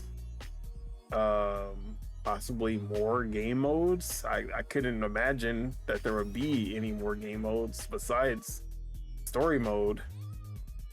And I wouldn't put it past Sakurai to spend 60 minutes literally just talking about the story mode. So yeah, but yeah, I'm super excited for this. Like, I feel like if you watched the first one and you were like not fully sold, but you were interested, I think that this is going to be the one that puts people over. But how are you feeling about the Nintendo sales and the Kirby Air Riders Direct? The sales wise, it seems like the Switch 2 is gonna be the platform, is gonna be the handheld console for the everyman, for the everyday user. It seems like, they're gonna go to the Switch 2, which is fair. It's a good device. It runs games well. The developers can target it, so it's all fair in that sense. And as far as the what was the second thing? Oh, Kirby Air Riders. Oh yeah, Kirby. Uh, I'm seeing actually a lot of people complain about this, which is funny because I feel like if the creator of the game wants to show off the game more, he should, it's all in his power to do so. Like, who am I to tell him not to do that?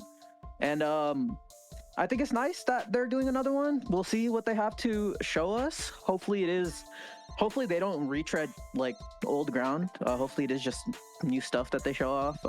Maybe just more gameplay, more characters, more stuff like that, more modes. But I'm excited for it though. I'm excited for it.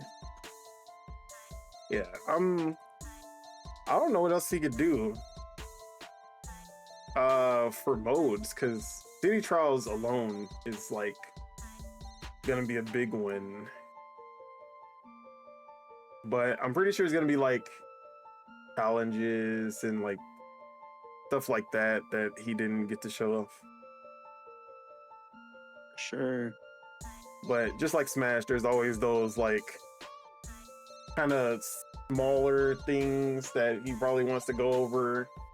Like, oh, you can collect trophies and bobbleheads or something, like collectibles. Bro, Sakurai, it's crazy that Sakurai can like spend 2 hours like collectively with these 2 directs talking about a game, and you still barely scratch the surface of that game. I just realized. Sounds like he put his all into it, man. Oh, let me text my girl real quick. No, you're good. You're good.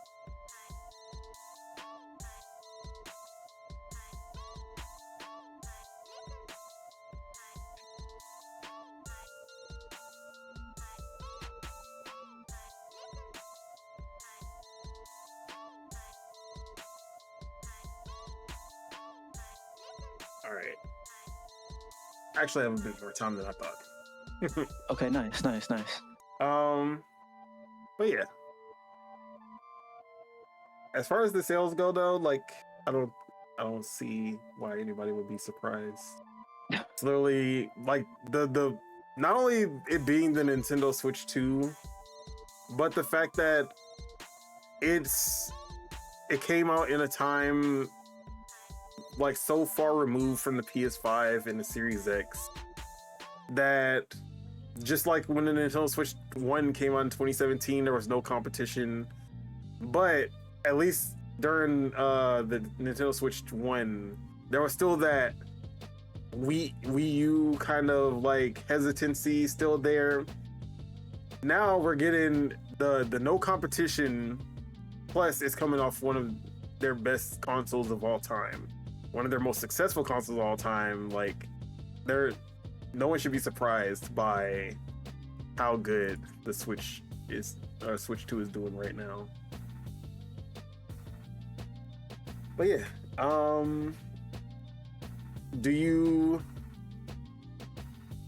will there be a lull? I mean, I feel like they're confident in the numbers, which mean, like, do you still feel like there's going to be a price increase? Because I feel like they're very confident that they're going to be producing 25 to 30 million, which has me think that I don't think they're going to do a price increase if they feel like they can sell that much. Mm-hmm. I don't think that there will be a price increase. I'm not gonna say no, but at least not within I should say up until March 2026. I don't see one happening. But how do you feel about that?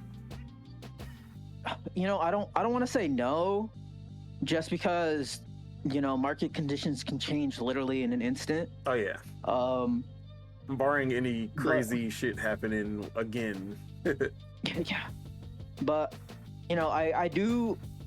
I can tell that, like, just based off of their decisions, like we've talked about it, raising the prices of literally everything else except the console, right? Yeah.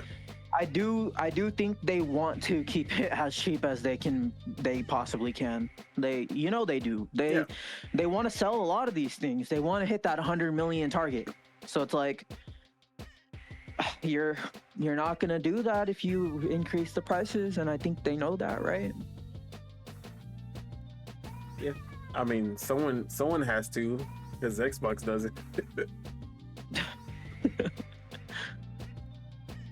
But yeah, I do think that I could see them raising the price of NSO before they raise the price of the consoles.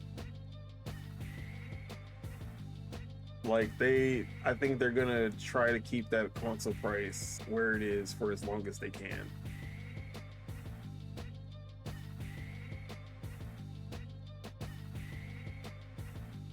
But yeah, do you think it'll stay consistently in front of the Switch 2, or will there be a point where the Switch 1 will like overtake the Switch 2, and where do you think that's gonna happen? Because I have a theory as to when it's gonna happen. Yeah. I don't think it's gonna I don't think it's gonna surpass the Switch 2 in its trajectory, or Switch 1, my bad. It's probably not gonna hit 150 or 100, whatever is at 145 or whatever.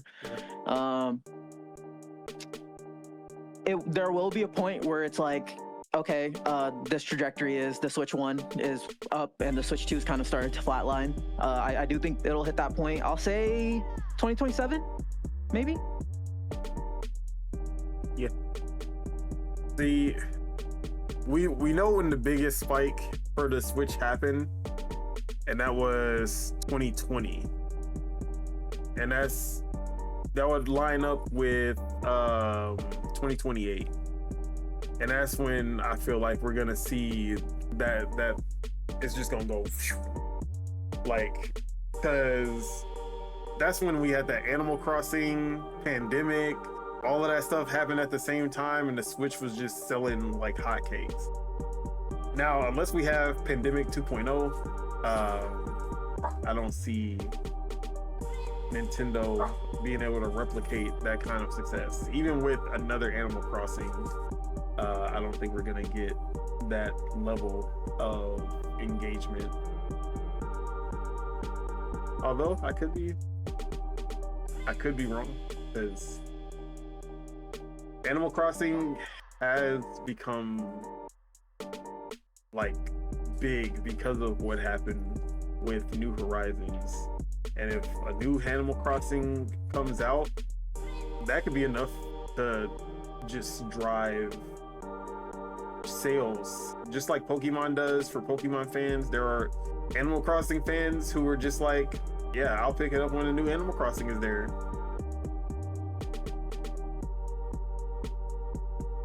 But probably not. I don't see the next Animal Crossing doing 40 million. I think that was a very specific pandemic type of deal. But I'd love to be surprised. But yeah, that's really all I gotta say on the success of the Switch 2. Anything you wanted to add?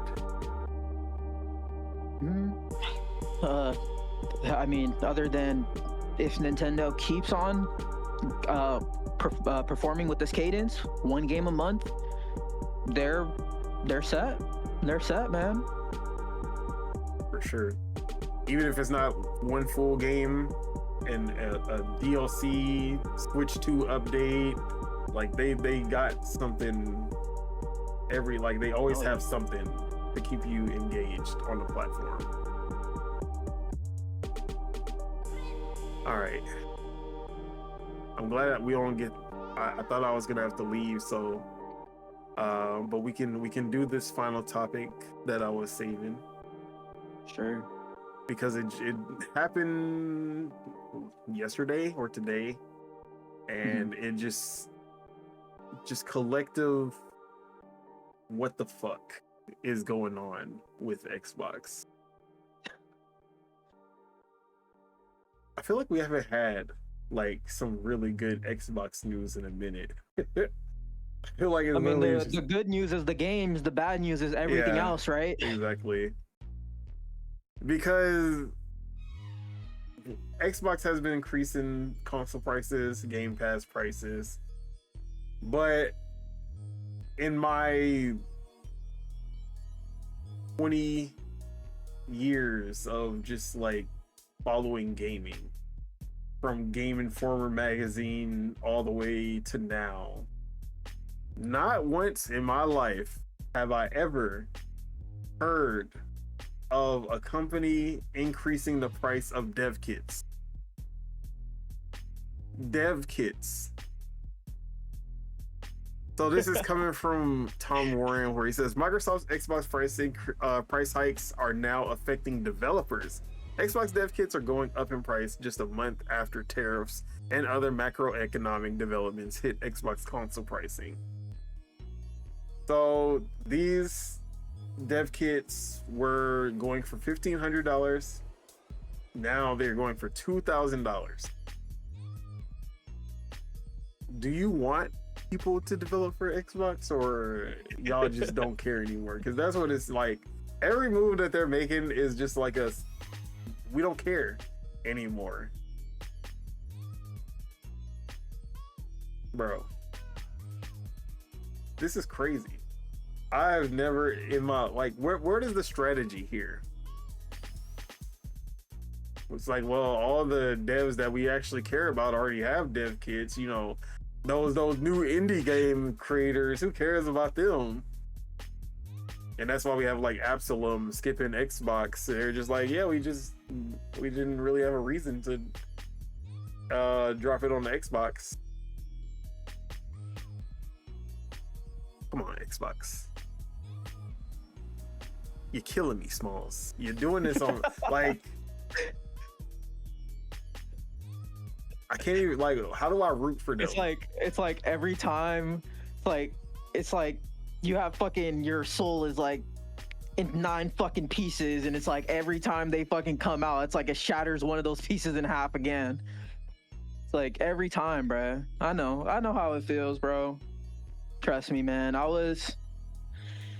think it was on this show when I was like, I'm literally not gonna cap for them anymore. I think I literally said that on this show. I forgot if it was here or if it was on like a Twitch stream, but it's like, because it's like literally if you cap for them, you get egg in your face. You literally get egg in your face if you cap for them. So it's like, just don't, you know?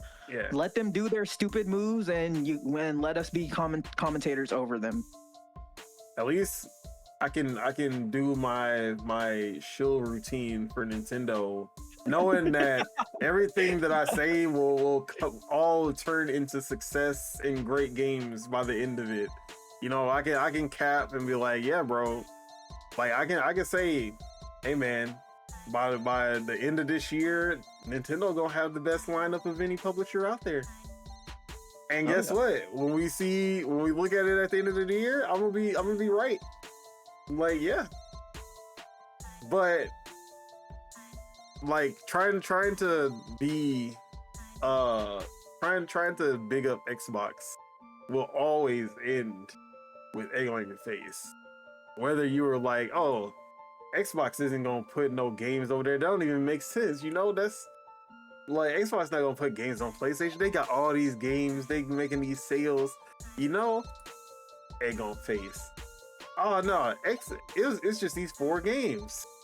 More egg on face. Like, you know, at least Xbox is the most consumer friendly. That's all that matters at the end of the day. The biggest egg on your face. You can't have no dubs.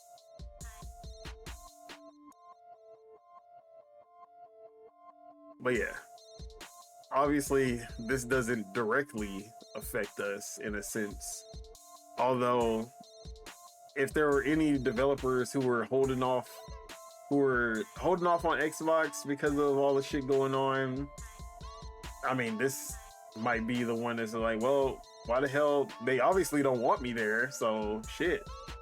Why would I release the next big indie hit? Which, like, imagine if they would have increased these prices a year ago for the dev kits, and then Sandfall Interactive was like, hell no, we're not putting our game on Xbox because look what they just did. And then boom, no Expedition 33 on Xbox. Imagine losing that. That's what they're basically trying to put themselves in the situation.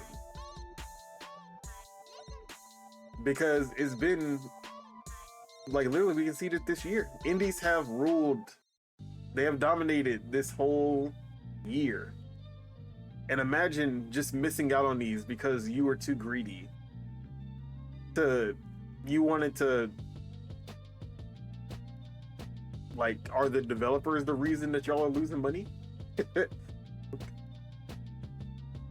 Y'all trying to nickel and dime the people who are literally bringing people to your console, bringing people to your store. It don't make no sense. But, you know, I can't make sense of these decisions. And people always say, oh, you know, there are people who get paid millions of dollars, thousands of dollars to make these decisions you'll never understand. People get paid. You know what? I'm gonna hold my tongue.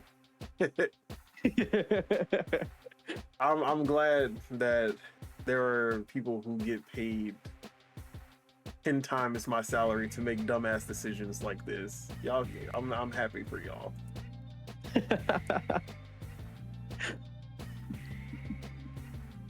But yeah, man, it's getting harder and harder to root for them. But at least we have the games, I guess. Until somehow that goes away too. At least we and every other platform has the games. Yeah. It's just funny, man. Like I even try to think about it in terms of next gen for them. It's like, how are you gonna get people to spend $1,000 on your device if you have nothing bringing them to your device? You know what I'm saying? Like I understand the whole like other storefront things and all that, but it's just like, well, now it doesn't have to come to you don't have to make your game for Xbox because we have Steam on the Xbox, and it's gonna come to Steam. It ain't gonna skip Steam, that's for sure. Yeah, but it's just funny because like if you do the math in the back end, it's like Microsoft. It's what I was mentioning in the beginning of this episode. It's like they're gonna offset the price of the next console because you can just, you know, skip the Microsoft store, right? But they're not gonna make any money off of those games. They're like, if someone buys an Xbox Next and uses Steam only and literally buys everything except for Microsoft games, they're making nothing on that customer. They're making literally nothing on that customer outside of the initial like buying the console or the device. Same thing right now with the Xbox LA. Go ahead.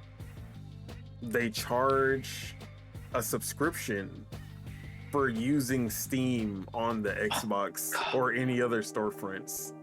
It's a Game Pass tier.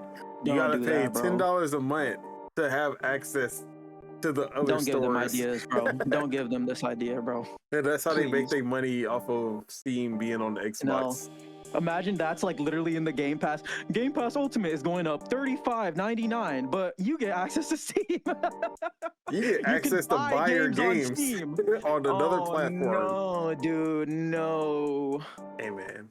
Oh no. Hey, Microsoft, hire me. Just know I can make it so much worse for all of them. And I got some really bad ideas and be for like, Rebs was right. No, I'm just kidding. Y'all can pay me $100,000 to make bad decisions for y'all.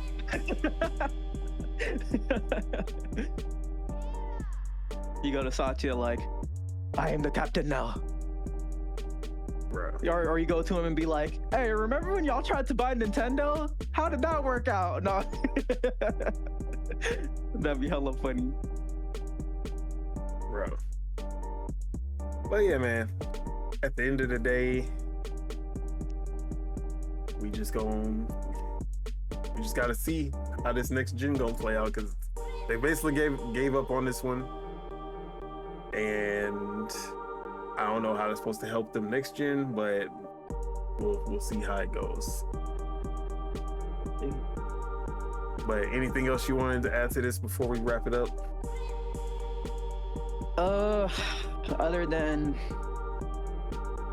how I see it, And people can look at this as doomer mentality, or people can just look at this from just being a realist. But there really is no thriving under Microsoft. There is only surviving, is how I'm seeing this. Facts. Couldn't agree more. Because the numbers that they keep putting out are saying, oh yeah, this is the most success we've ever seen. And then literally every single move that they make is like, yeah, this is, we're trying to stop a 80% liquidation sale from happening. That's the vibes that it's looking like. But let's go ahead and wrap up the show there. That is it. That is all we have for you guys today. Thank you all for tuning in, and to all the people leaving comments in the chat, we do appreciate your support. Make sure you guys hit that like, because we love you guys and it helps us grow this channel. If you're not subscribed, you enjoyed the show, make sure you guys hit that subscribe button so you can stay updated for when Dual-Wield premieres. Also, make sure you guys check out the official Discord that is in the link in the description. But with that, the Bagels, appreciate you for pulling up. Where can we find you? What you got going on? Is there y'all can find, so I have been Twitch streaming, so I can actually plug this for real, and people can actually go onto my Twitch page and see that I have been. So please reach out to me on twitch.tv/Subagels. There actually have been some people from either our Discord or even maybe just viewers, like Stu Jersey. He followed me there, so shout out to Stu. Why You Should Play podcast, great podcast, you all should check that out. But he followed me. He has a really amazing voice, like he has a voice made for podcasting, so definitely check out Why You Should Play. But yeah, man, twitch.tv/Subagels. I know I've been plugging Lognet. I will be there, I promise. It is taking me some time, but I'm cooking. But at Lognet, definitely check out all of Don's stuff. He's been putting out a ton of stuff. Basketball Classics review. Shout out to Acclaim for actually putting on, actually coming through. But yeah, Instagram Subeg Dollywall, Twitter Subeg Dollywall. I'm not on a full social media blackout, but I'm talking less already. Shout out to the Clippers, sacrificing for them, sacrificing for my team. We're gonna be great, man. We're gonna be great. We just gotta go out there and execute. Clippers.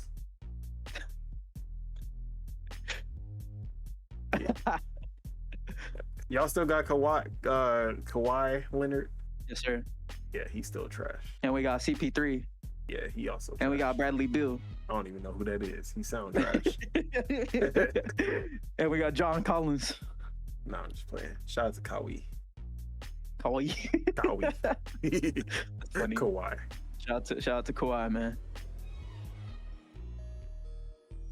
All right, as for myself, Don Otaku, you can find me on Twitter at PastaFeet, You can find me on twitch.tv/Otaku the Don, because I changed it. I tried to change it to Don Otaku, somebody already had it. And tried to change it to Don the Otaku, and then they had that one too, so it's Otaku the Don. At least it's more in line, less confusing than Don Solo, at least. Sure. So Otaku the Don, that is the new one. It's in the description of the video. But also, of course, you can find me right here on YouTube, where not only are we doing Dual-Wield Gaming Podcast every Thursday, Project Untitled Gaming Podcast every Saturday. And I'm glad to announce that we will be multi-streaming starting next Saturday. So that'll be on Twitter, on Twitch, and on YouTube all at once. So we will find you where you are, and we will be adding more soon. I just want to do the 3 for now, just to make sure my bandwidth can handle it before I start adding any more platforms to it. But I do plan on expanding to like TikTok and other places as well. Oh, bro, TikTok has hella viewers, bro. Definitely got to get on the TikTok wagon. I said TikTok. Sure. Anyways. But yeah, other than that, catch me on lordsgaming.net, Lognet. I got my Mega Bonk review coming soon. And whenever I finish Pokemon or Dispatch. I'll have reviews for those as well. But yeah, got some stuff cooking on LogNet as well.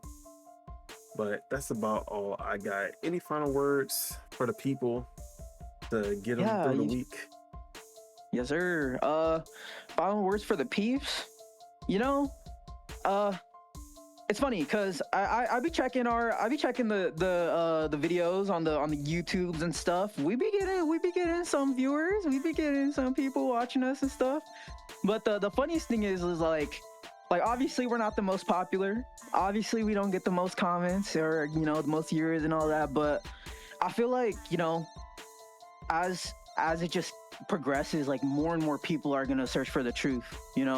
More and more people want the truth. Like they don't want people to conflate shit. They want people to be true to themselves and true to what they say. So it's like it's important what we do, man. Like this shit's important. Like people hit me up in the DMs and are like, oh bro, I listened to the Dual-Wield, like it's such a good show, or like you guys give out great information, all that. Like few people, not just like one or two, like people been hitting me up. So they're listening. I hope we can still continue to be good shepherds of this, because I try to give the best information, the most truthful information. If I'm wrong, I try to correct myself when I'm wrong. So I just want to give ourselves a little pat on the back, man. Yes sir, yes sir. Yeah, 100% agree. I feel like it's coming, bro. It's our time, bro. And if you notice, dude, the games we talk about all fucking blow up, dude. Oh yeah, all of them, bro. They all fucking blow up. Megabonk blew up. Ball X Pit blew up, bro. All these fucking games, bro, that we bring up, like before anyone else brings them up. And I'll be listening, bro. I'll be listening to other shows. They ain't bringing up the games we bringing up. Anyways, I digress. For sure. But with that, let's go ahead and get out of here. Peace out, everybody. Enjoy your week, your weekend, your month, year, life, all that. Bye-bye. Peace.